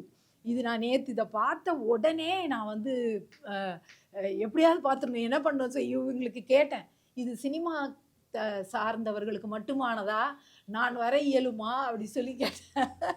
நம்முடைய நாட்டையும் நம்முடைய பார்வையும் திருப்பி நீங்கள் இங்கே ஒரு தடவை காட்டும்போது இந்த இன்டர்நேஷ்னல் நியூஸ்லாம் பேசும்போது கொஞ்சம் உறுத்தலாக இருக்குது சார். நம்மளை தெரிஞ்சுக்கலையே, நம்மளை சுற்றி இருக்கவங்களே நம்ம பார்க்கலையே, நம்மளால் சரியாக பார்த்துக்க தெரியலையே அப்படின்னு சொல்லி நான் உங்களை ரொம்ப மரியாதையோட உங்களை நேராக பார்த்து இந்த பேசணும் அப்படிங்கிறத 5 வருஷம் கழிச்சு இது நடந்திருக்கு. Thank you for that. Thank you so much. எனக்கு படம், சினிமா இதெல்லாம் தாண்டி எப்போ பரியரும் பெருமாள் வந்துச்சோ அதுலேருந்து லைஃபோட ஒரு பார்ட்டாக தான் நான் பார்க்குறேன். அது மாதிரி பல கிரியேட்டர்ஸ், பல பீப்புள் வேறு ஃபார்மெட்டில் வேறு ஆர்ட் ஃபார்ம்லேருந்து நான் என்னோட லைஃப் ஃபுல்லாக சேர்த்துப்பேன் நான். அந்த மாதிரி நீங்கள் பரியரும் பெருமாள் வந்ததுலேருந்து வாழ்க்கையை சேர்த்து தான் பார்க்குறேன் நான். இப்போ என்னோட லேண்ட்ஸ்கேப் வந்து எக்ஸ்ட்ரா இருக்குது. திருநெல்வேலி நான் போனதில்லை, பார்த்ததில்லை. எப்போ போவோம், இப்போ நசரத் இப்போ போவோம், பொடிங்களை இப்போ போய் பார்ப்போம், அந்த அந்த அந்த குளத்தில் ரன்னிஸில் கற்றுக் கொடுப்பாங்களா, அந்த மாதிரி தான் வந்து நான் அதை எக்ஸ்டெண்ட் பண்ணிகிட்டே போவேன். லைஃப்பில் இடம்பெயர்தல், இப்போ தண்ணிலை உணர்தல் பற்றிலாம் நீங்கள் பேசிகிட்டு இருந்தீங்க. இடம்பெயர்தல் வந்து நான் அடிக்கடி வீட்டு விட்டு ஓடி வந்திருக்கேன். நான் 29 வயசில் மறுபடியும் வந்திருக்கேன். என்னால் இந்த தடவை திரும்ப போக முடியாது. ஆனால் இப்போ என்ன நான் 2 விதமாக பார்க்குறேன். என்னோட இருக்கிற ஃபேமிலி கூட இருக்கிற ஒரு போராட்டம், என்னோட சுயமாக இருக்க ஒரு போராட்டம். ஏன்னா நீங்கள் அடிக்கடி சொல்லுவீங்களே, எனக்கு மனசுக்குள்ளே வந்து ஒரு தனியாக ஒரு பதட்டம் இருக்குது, ஒரு வெயிட்டேஜ் இருந்துக்கிட்டே இருக்குன்னு சொல்லி, அந்த இடத்துல வந்து உங்கள் கூட நான் ரிலேட் பண்ணிக்க முடியும். ஏன்னா உங்களோட லைஃபும் டோட்டலாக டிஃப்ரெண்ட். ஆனால் ஏன்னா நான் ரொம்ப ப்ரிவிலேஜான இடத்துலேருந்து வரேன். ஆனால் எனக்கு இந்த விஷயம் வந்து நல்லா ரொம்ப ரிலேட் பண்ணி ரொம்ப என்கிட்டேருந்து தான் அதை ஓடிக்கிட்டே இருக்கேன், தொடர்ந்து ஓடிக்கிட்டே இருக்கேன். பைசனில் கூட அந்த கயிறு கட் பண்ணுற சீன் பார்க்குறப்ப எனக்கு ஒரு மாதிரி சொரசரன்னு ஆயிடுச்சு. ஏன்னா நான் முடிச்சுட்டு தீபாவளிக்கு வீட்டுக்கு போனால் எங்கள் அப்பா என் கையில் வந்து கயிறு ஏற்றலான்னு பார்க்குறாரு. நான் வந்து அதை அனுமதிக்கல. எனக்கு இது காலில் விழுறது, இந்த ரிச்சுவல் இதெல்லாம் பிடிக்காது. ஏன்னா அதுக்காக நான் ஃபேமிலியை விட்டு வர முடியாது. எனக்கு இருக்கிறது அவங்க தான், அவங்களுக்காக நான் இருக்கணும். ஆனால் இவங்களை எப்படி நான் மாற்ற போகிறேன், இதுலேருந்து நான் வேற ஒரு லைஃப்பை கட்டமைக்க போகிறேன் மீதி இருக்க ஜென்ரேஷனுக்கு அப்படின்ற அந்த ஒரு போராட்டம் தனியாக இருக்குது. பர்சனலாக கேட்டிங்கன்னா, நான் அந்த சுயத்தை தேடுறதுன்றது வந்து என்னோட 20-25 வயசில் வந்து சினிமா பக்கம் வந்துட்டு எனக்கு பழக்க தெரியாது அந்த மாதிரி சொல்லி நான் என் வீட்டில் அனுமதிக்கல, போயிட்டேன். இப்போ நான் மறுபடியும் சினிமா பக்கம் வர போகிறேன்னா, இல்லை ஒரு ஐடி கம்பெனிக்கு போக போகிறேன்னா, பேங்க் போக போகிறேன்னான்னு சொல்லிட்டு எனக்கு அந்த பர்சனல் தேடலுமே அந்த எனக்குள்ளே நான் சின்ன வயசுலேருந்து நீங்கள் அந்த பாட்டு பாடுறதாகட்டும் சரி, ஏதோ ஒன்று சொல்லணும்னு சொல்லி பரித வச்சுட்டே இருப்பேன். அது எனக்கு என்னன்னு தெரியாது. எதை சொல்ல வந்தால் நீ லூசுடா, உனக்கு நீ பைத்தியம் மாதிரி பேசாத அப்படின்னு சொல்லி நான் இது பண்ணிடுவாங்க. ஆனால் எனக்குள்ளே ஒரு வாய்ஸ் கேட்டுக்கிட்டே இருக்குது. அதை நான் சொல்லுவேன்னா லைஃப்பில் என்ன பண்ண போகிறேன் இங்கிருந்துலாம் எனக்கு தெரியல. ஆனால் உங்கள் படங்கள் பார்க்க ஆரம்பித்ததுலேருந்து என்னை நான் ரொம்ப ஆசுவாசப்படுத்திக்கிறதுக்கான அது படுத்துது என்ன, இது வந்து என்ன நெறிப்படுத்துறதாகட்டும் சரி, லைஃப்பில் தப்பான முடிவு எடுக்கிறப்பவும் சரி, கொஞ்சம் இங்கேருந்து நான் கற்றுக்கிட்ட நெறிகள்லாம் இருந்து கொஞ்சம் யோசிச்சு பண்ணு அப்படின்ற மாதிரி கடக்கவே முடியாத சில நாட்கள்லாம் இருக்கிறப்ப நான் வந்து சொல்லிட்டு அந்த பல வார்த்தைகளை நான் கடந்தது உண்டு நான். ஸோ கலை வந்து எனக்கு கொடுத்தது வந்து என்ன உங்களுக்கு தெரியாது. ஆனால் படம் நீங்கள் பண்ணதுலேருந்து நீங்கள் என்ன வந்து சேர்ந்துருக்கிறீங்கன்றது எனக்கு ஒரு பெரிய விஷயம். லைஃபாக தான் நான் வந்து உங்களை அணுகிறேன். நிறைய பேரை லைஃப்பில் அப்படி நான் பார்த்துட்ருக்கேன். அது முக்கியமான பங்களிப்பில் இப்போ நீங்கள் இருக்கிறீங்கன்றத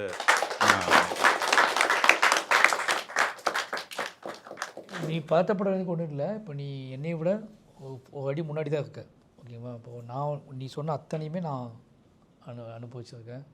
இப்போ எங்கள் அம்மா அப்பாவுக்கு இப்போயும் கடவுள் நம்பிக்கை பயங்கரமாக உண்டு. நான் வந்து மாலை போட்டிருக்கேன், வேஷம் போட்டிருக்கேன், சாமி. பட் அவங்க வாழ்க்கையை வாழ்ந்துட்டு இருந்தாங்க. அவங்களுக்குள்ளேருந்து நான் என் வாழ்க்கையை தனியாக எடுத்து வந்துட்டேன், வாழ்ந்துட்டு இருந்தேன். இப்போ யோசிச்சுப்பா, நீ வந்து என்கிட்ட பேசிகிட்டு இருக்க, நம்ம வந்து சந்தித்து பேசிகிட்டு இருக்கோம். இதுவே உன்னோட பெரிய அட்வான்டேஜ் தான். உன்னோட பெரிய நீங்கள் எனக்கு முன்னாடி எவ்வளோ ஃபார்வர்டாக இருக்கும். வயசு என்ன இப்போ?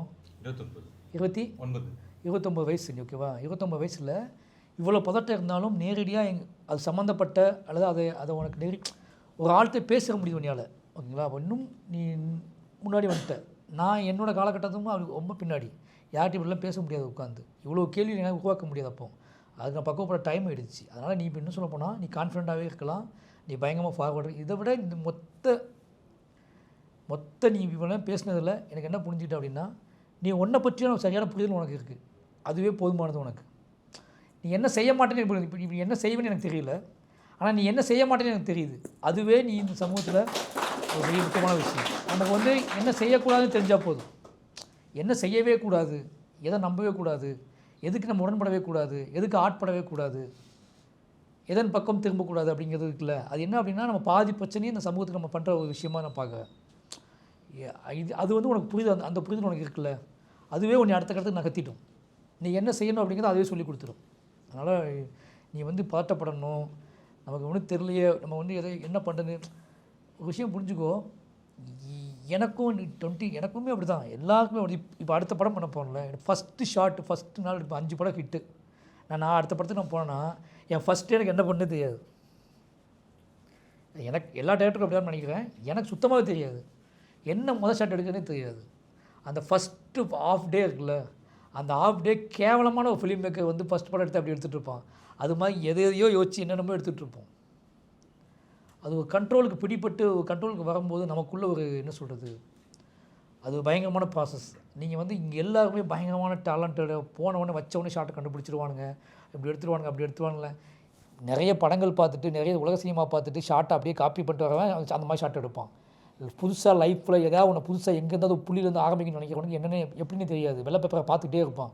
நான் அப்படி தான் என்னோடய ஷார்ட்டை வந்து வெள்ளை பேப்பரை பார்த்துட்டு இருக்க மாதிரி பார்த்துட்டே இருப்போம் உட்காந்து. அதை எடுங்க, இதை ரெடி பண்ணுங்கள், அதை ரெடி பண்ணுங்கள், இதை ரெடி பண்ணுங்கள். எது ரெடி பண்ணாலும் ஃபஸ்ட்டு ஷாட் எது அப்படின்னு தெரியாது. ஓகேவா?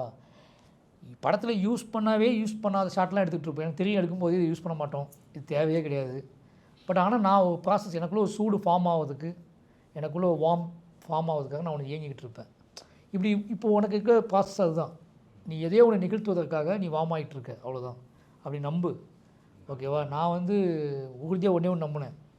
என்ன அப்படின்னா, இந்த லாரி ஆக்சிடெண்ட் 19 பேர் இறந்து போனதுக்கப்புறம் நம்ம எப்படி தப்பிச்சோம், ஒவ்வொரு டைப்லேருந்து நம்ம எப்படி தப்பிச்சோன்னு வச்சுப்போ நம்ம ஏதோ நிகழ்த்த போகிறோம் அப்படின்னு ஒன்று இருக்குல்ல. எங்கள் அக்கா வந்து நீ டான்ஸ் ஆட போக சொன்னான்.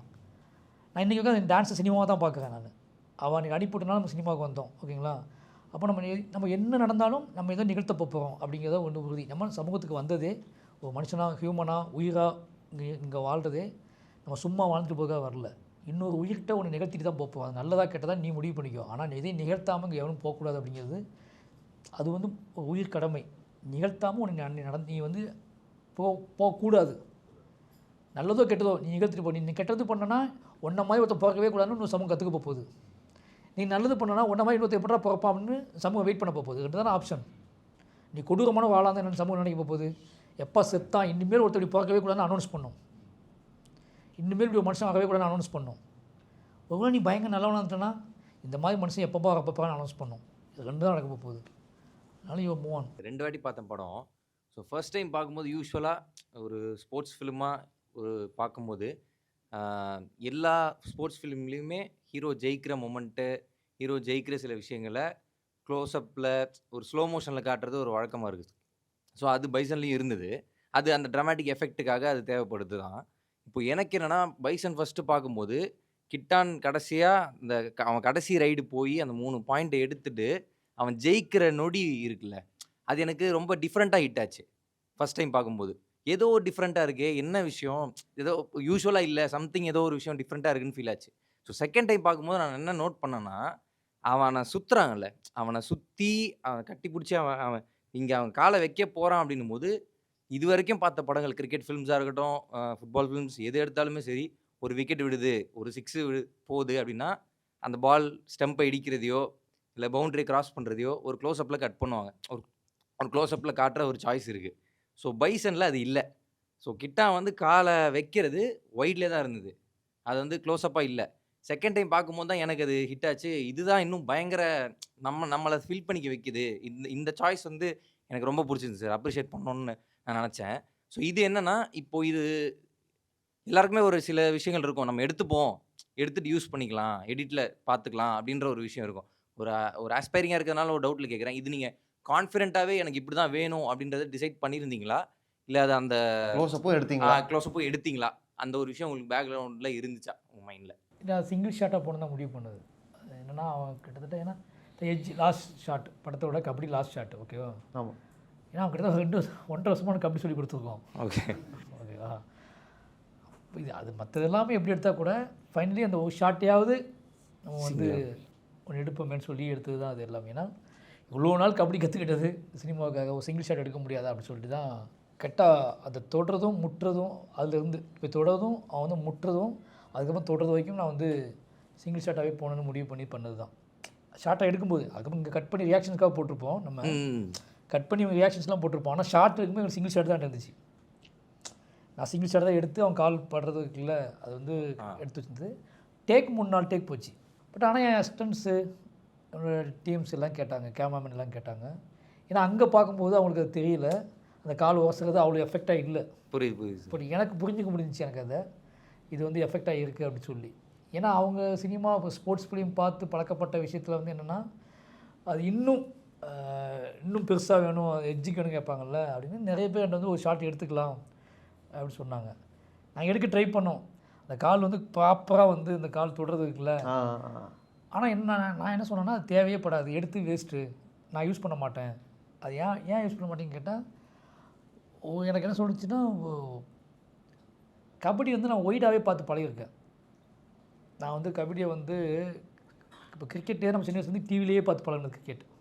நான் கபடியை டிவியில் பார்த்து பழகலை. சார் செம பாயிண்ட். நான் கபடியை வந்து லைவாக பார்த்து பழகினேன். கபடியை டிவியில் இப்போ தான் பார்க்க ஆரம்பிச்சிருக்கேன். கிரிக்கெட்டு டிவியில் தான் ஸ்டார்டிங் பண்ணேன். அப்போ எனக்கு கிரிக்கெட்டில் இன்செட்டு இந்த விஷயங்கள்லாம் எனக்கு அது ஓகேவாக தோணுச்சு, அதை பழகிட்டேன். அந்த கபடி நான் தள்ளி இருந்தே பார்த்து பழகிருக்கேன்னா எனக்கு வந்து அது ஒரு வேளை புரியாமல் போச்சு, ஆடியன்ஸுக்கு கன்வே ஆகாமல் போயிடுச்சுன்னா திருப்பி ரீஷாட் கூட நான் போட்டுக்கிறேன், திருப்பி அதே ஷாட்டை கூட நான் ரிவர்ஸ் பண்ணி போட்டுக்கிறேன். முடிஞ்சு ஷார்ட் இன்செட்லாம் போட வேண்டாம்னு சொல்லி முடிவு பண்ணி தான் வச்சது. அப்போ எனக்கு அந்த கால் அந்த ரைட்டர் கால் படும்போது அது இன்செட்னு போட்டோம் அப்படின்னா அந்த கிரவுண்டுக்கும் அதுக்கும் சம்மந்தமே இல்லாமல் ஆகிடும். இவ்வளோ பேர் சேர்ந்து பிடிக்கும்போது அவன் தொட்டாங்கிறது தான் விஷுவலாக வரணும் முடிஞ்சு, அவன் கால் மட்டும் போய் தொட்டுச்சு அப்படின்னு அதை விஷுவல் பண்ண முடியாது. அப்படி விஷுவல் பண்ணால் அதுக்கு நேர்மையாகவே இருக்காது. வெறுமனே அந்த கால் மட்டும் போய் ஃப்ரேமில் தொடுது அப்படிங்கிறது. இவ்வளோ பேர் இருந்தாங்க, ஒரு கிட்டத்தட்ட ஒரு 7 பிளேயர் இருக்காங்க உள்ள அந்த 7 பிளேயருக்கும் வாழ்க்கையோட உச்சம் அது, இவனுக்கும் வாழ்க்கையோட உச்சம். அவங்க ஜெயிச்சா அவங்க உச்சத்தை அடைவாங்க, இவன் ஜெயிச்சா இவங்க உச்சத்தை அடைவான். இந்த கேப்பில் அவன் காலை தொட்டா அப்படிங்கிறது அந்த 7 பேர் ஃப்ரேம்குள்ளே இருக்கும்போதே தொட்டாம்னா அது இன்னும் ஒர்க் அவுட் ஆகும்னு சொல்லி அப்படி பிளான் பண்ணி வச்சது தான் அந்த ஷாட்டு. அது நிறைய நடந்து ஃபைனலி நான் ஃபஸ்ட் எடிட்டிங் பண்ணி மியூசிக்கோட என்னோடய அசிஸ்டன்ஸ் காட்டுறதுக்கப்புறம் அவங்க அதெல்லாம் ஓகே பண்ணதுக்கப்புறம் அது ஃபைனல் ஆச்சு. பார்வையாளனை ஏமாற்றுவது என்பது அவ்வளோ ஈஸி. ஒரு பார்வையாளனை நம்ப வைப்பது என்பது அவ்வளோ ஈஸி. நினச்சிட்ருக்கீங்க உங்களை நம்ப வைக்கிறது, உங்களை ஏமாத்துறது கஷ்டம். நாங்கள் ரொம்ப லைவ் லாஜிக்கலாக கேட்போன்னு, உங்கள்கிட்ட லைவாக காட்டுறது தான் கஷ்டம் எங்களுக்கு. ஓகேங்களா? உங்களை ஏமாற்றுறது ரொம்ப ஈஸி. அது கிளாப் பண்ணிவிடுவீங்க. உங்களை ஏமாத்துறது, உங்களை இன்ஸ்பயர் பண்ணுறதுலாம் ரொம்ப ஈஸி பார்வையாளனுக்கு. உங்களுக்கு இது எப்படா அப்படின்னு நினச்சி நீங்கள் யோசித்து நீங்கள் அது வாய்ப்பே இல்லையே அப்படின்னு சொல்லி நீங்கள் கூட முரண்படுவீங்கள்ல. என்கிட்ட இது எப்படி ஏன் இப்படி எடுத்தாரு அப்படின்னு யோசித்து முரண்பட்டு என்கிட்ட டிஸ்கஸ் பண்ணி திருப்பி என் படத்தை கண்டக்டர் பார்த்துக்கலாம் போய் இது நடக்கிறது ரொம்ப அசாத்தியம். இது நடக்கணும்னு நாங்கள் ஆசைப்படுறோம். நீ முதல்லேப்பா வேறு மாதிரி இருந்துச்சு அப்படின்னு கை தட்டி போகிறதுல ஒருமே கிடையாது.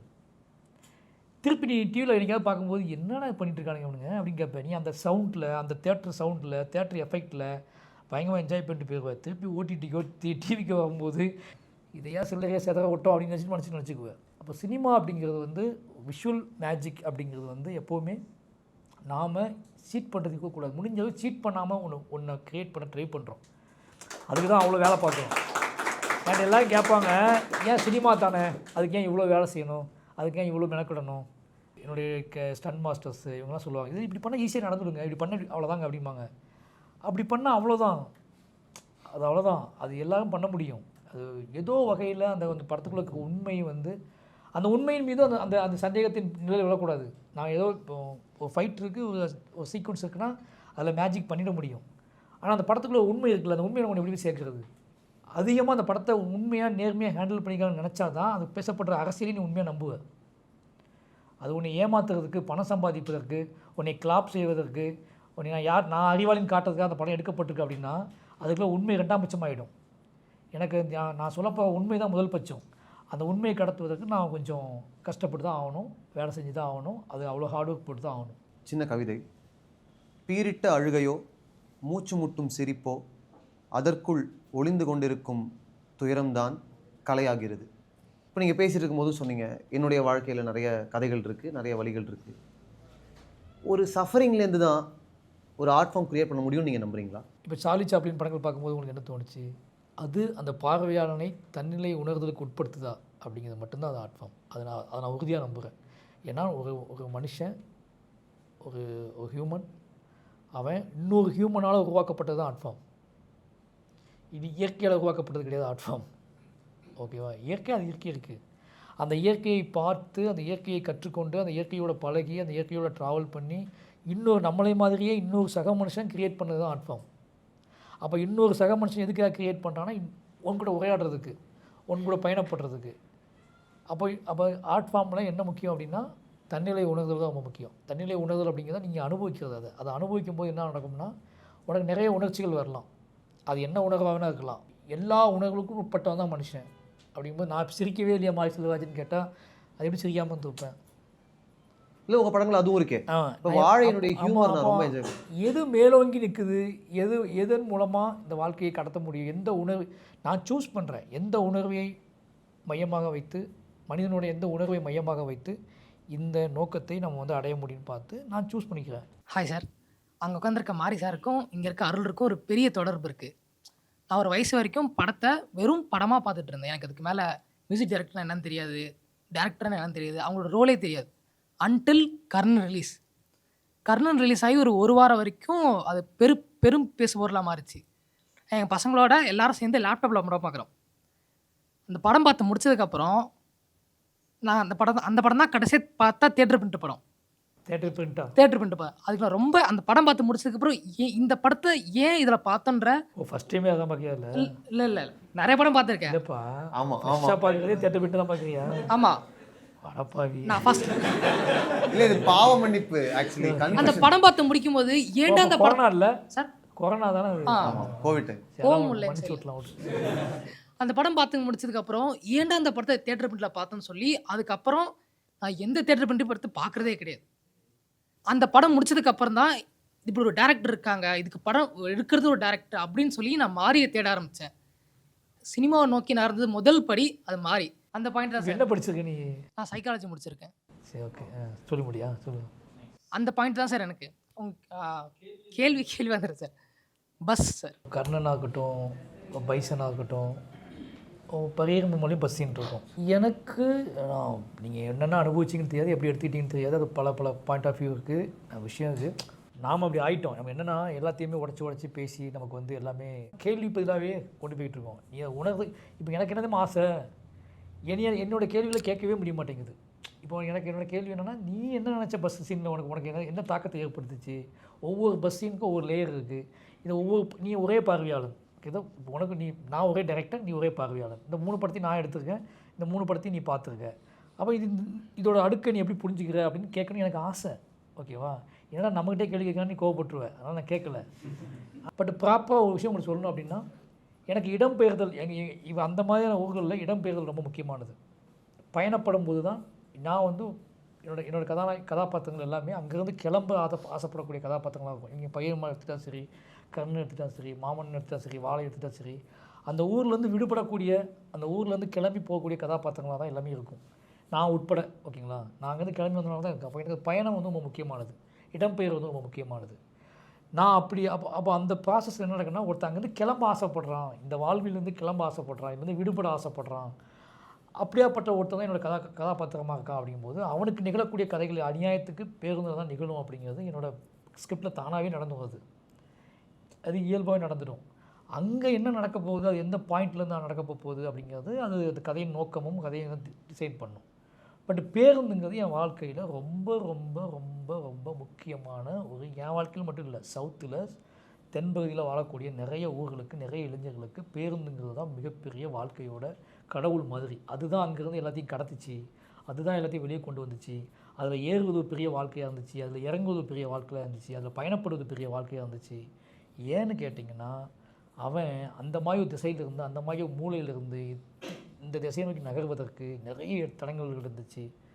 முடியவே முடியாதுன்னு நம்பிக்கிட்டு இருந்தான். எப்படி நம்ம வந்து ஆதி காலத்தில் நம்ம வந்து மனுஷன் நடக்க ஆரம்பித்தானோ ஏன்னா பயணம் தான் உன் மனுஷனை உருவாக்கின்னு சொல்லுவாங்க. நடக்க ஆரம்பித்தான் அவன் இங்கேருந்து அங்கே ஒரு மலை தெரிஞ்சிச்சு, அந்த மலைக்கு போகணும்னு ஆசைப்பட்டான். அங்கே ஒரு வயல் தெரிஞ்சிச்சு, வயலுக்கு போகணும்னு ஆசைப்பட்டான். அங்கே ஒரு கடல் தெரிஞ்சிச்சு, கடலுக்கு போகணும்னு ஆசைப்பட்டான். இப்படி அவன் எங்கெல்லாம் ஆசைப்பட்டானோ அங்கெல்லாம் நோக்கி நகர ஆரம்பிச்சதுக்கப்புறம் தான் இந்த உலகம் இந்த பிரபஞ்சம் வந்து மனித கட்டுப்பாட்டுக்குள்ள வந்துச்சுன்னு சொல்லுவாங்க. அப்போ அந்த பிரபஞ்சம் மனிதர்கள் கட்டுப்பாட்டுக்குள்ள வந்ததுக்கான காரணமே அவன் பயணப்பட ஆரம்பிச்சது தான். அவன் பயணப்படலைன்னா இந்த ஒட்டுமொத்த உலகத்தையும் அவன் கண்ட்ரோல் கொண்டு வந்துக்க மாட்டான். அப்போது பயணம்ங்கிறது ஒருத்தன் தன்னிலை உணர்ந்து இந்த உலகத்தை தன்னோட கட்டுப்பாட்டுக்கு கொண்டு வர முயற்சி பண்ணுற ஒருத்தன் பயணப்படவே ஆரம்பிப்பான். பயணப்படாதனால ஒன்றுமே செய்ய முடியாது. பயணத்தை பற்றியான ஒரு இந்த மாதிரியான கடைநிலையிலிருந்து கீழே இருந்து முட்டி முளைச்சி பயணப்படக்கூடியவனுக்கு நிறைய எதிர்ப்புகள் வரும். நிறைய அவன் வந்து எல்லாத்தையும் உடைக்க வேண்டிய சுவர்கள் நிறைய இருக்கும். என்னோட ஒட்டுமொத்த சினிமாவோட மூலமாகவே இதுதான் இருக்குது. அப்படிங்கும்போது அதோட உச்சபட்ச மெட்டஃபராக எப்போவுமே அதோட பேருந்து வந்து அதோட மெட்டஃபராக ஃபாலோ ஆகிக்கிட்டே இருக்கு என் லைஃப்பில். பட் உங்களை மாதிரியான பார்வையாளர்கள் பார்க்கும்போது ஒரு பேருந்து எப்படி புரிஞ்சுக்கிறீங்க? கடலில் நிற்காமல் போன பேருந்துக்கும் பைசனில் நின்று போன பேருந்துக்கும் என்ன வித்தியாசம் இருக்குது? ஒரு பேருந்து நிற்காமல் போச்சு, அது நடந்துச்சு. ஒரு பேருந்து நின்று போச்சு, இது நடந்துச்சு. இப்படி நிறைய விஷயங்கள் இருக்குது. அதை நீங்கள் பார்த்து அனுபவிக்கும் போது உங்களுக்கு என்ன தோணுதோ அதுதான் விஷயம். இப்போ என்கிட்ட ஒரு பாயிண்ட் ஆஃப் இருக்குன்னா, இன்றைக்கி நான் அதை விக்டிமாக இருக்கிறதுனால நான் அந்த சீனை அப்படி எடுத்துட்டேன். இப்போ அந்த பஸ்ஸில் 60 பேர் பயணிச்சிருக்கான் அந்த சீன்லேயே. அது நிஜ வாழ்க்கையிலே 60 பேர் இருந்திருப்போம். அந்த மாதிரி சம்பவம் நடக்கும்போது கூட இருந்திருப்போம். இப்போ அவங்கவுங்களுக்கும் ஒரு பாயிண்ட் ஆஃப் வியூ இருக்கும். அது இன்னும் சொல்லப்படாமலே இருக்குது. அவங்க சொல்லுவாங்க. ஓகேங்களா? இப்படி நிறைய லேயர்ஸ் இருக்குது. இதில் கேள்வி கேட்குற முறை இங்கே மாறணும்னு நினைக்கிறேன். ஆர்ட் ஃபார்மில் ஒரு டைரக்டர்கிட்ட பதில் வச்சுக்கிட்டே ஒரு சீனை கன்சீவ் பண்ணுறது, ஒரு சீனுக்கு ஷார்ட் வச்சுக்கிறது ரொம்ப கஷ்டமாக இருக்குது. அது ஒரு புது ப்ரெஷர் ஆகிடுச்சு. சீரியஸ்லி இல்லை, நான் டேக்கன் பண்ணும்போதே எடுக்கும்போதே ஷார்ட் எடுக்கும்போதே சென்சாரில் இது கேட்டால் என்ன சொல்கிறது, இது எப்படி எடுத்து சொல்கிறது, இது எப்படி புரிஞ்சுக்குவாங்க, இப்படி ஒரு ஆர்ட் நீ யோசிச்சுப்பாங்க. வெளிநாடுகளில் நம்ம பார்க்குற ஓவியங்களை, நம்ம பார்க்குற இசையை, கேட்குற இசையை, நம்ம பார்க்குற படங்களை அவங்க அவ்வளோவா சுதந்திரமாக எடுத்துக்காங்கன்னு நம்ம படம் பார்க்கும்போதே தெரியும். ஏன்னா இவ்வளோ சுதந்திரமாக எடுத்துக்கானுன்னு சொல்லி அதுவே பெரிய இயக்கம் நமக்கு. நம்ம மாதிரி ஆர்டிஸ்ட்டுக்கு வந்து ஏன்னா ஒரு ஆர்டிஸ்ட் இவ்வளோ சுதந்திரமாக பண்ணியிருக்கானுங்க பார்க்க அப்படின்னு சொல்லி. அது நல்லா இருக்குது, நல்லா இல்லைன்னா விடு. அதில் சுதந்திரம் தான் பெருசாக பிரம்மாண்டமாக தெரியுது. நம்ம ஊரில் அது இல்லை. புரிஞ்சுக்குவாங்களா, தப்பாக புரிஞ்சுக்குவாங்களா, பிரச்சனை பண்ணிவிடுவாங்களான்னு யோசித்து நானே அதை ஏமாற்றி பாக்கெட் பண்ணி தான் எடுத்து கொண்டு வந்து கொடுக்குறேன். அதுக்குள்ளே நீ இப்படி ஒன்று கிளப்பி விட்றியா? நீ சொன்னால் தாங்க மாட்டேங்க. இந்த ஆன்சர்லாம் சொன்னான். துருவோட சீக்வன்ஸ்லாம், துருவ ஓடுறது, துருவ அழுறதெல்லாம் எடுத்து 6 மாதம் கழிச்சு தான் அமித்ஷா கொலை பண்ணுறதே எடுக்கிறேன். என்ன பண்ணுவேன் நீ? அந்த கொலையும் துருவோட ரியாக்ஷனும் 6 மாதம் கேப் இருக்குது. புரியுதா உனக்கு? 6 மாதம் கேப் இருக்குது அந்த கொலைக்கும் துருவோட ரியாக்ஷனுக்கும். இதை நான் என்னென்னு யோசிக்கிறேன் சொல்லு. இப்போ நான் இது ஏன் சொல்கிறேன் அப்படின்னா, இப்படி தான் இருக்குது எல்லா விஷயமும். அது திருநெல்வேலி எடுத்தது. துரு சாப்பிட்றது, துரு ஓடுறது, துரு போய் உட்காந்து அழுறது, துரு பதட்டப்படுறது, துரு எட்டி பார்க்குறது, இதெல்லாம் திருநெல்வேலியில் எடுத்தது. அமித்ஷா மர்டர் பண்ணுறதை வந்து சென்னையில் 6 மாதம் கழிச்சு சென்னையில் எடுத்தேன். க்ரீன் மேட்டு போட்டு. புரியுதா உனக்கு? சினிமா அப்படி தானே எடுக்கப்படுது. இல்லை சாமி, நாங்கள் கஷ்டப்பட்டு தான் எடுக்கிறோம். சில ஷார்ட்லாம் ஜாயின் பண்ணி ஏமாத்துறதுக்காக யூஸ் பண்ணுறோம். அது ஒரு முழு படமாகும்போது உனக்கு ஒரு ப்ராசஸ் க்ரியேட் பண்ணுதுன்னா அதை நீ அனுபவி. அதனால் வந்து அது ஒரு இந்த மாதிரி விஷயம் நிறைய இருக்குது சினிமாவில். கர்ணனில் வந்து நான் வந்து தனுஷாவோட ரியாக்ஷன் ஃபுல்லாக சென்னையில் எடுத்தது. கிளைமாக்ஸ் போர்ஷன் ஃபுல்லாகவே அந்த மக்களோட போர்ஷன் ஃபுல்லாக திருநெல்வேலியில் எடுத்தது. அதுக்கு இடையில 6 மாதம் கேப் இருக்குது. ஒரே வார் தான் அது.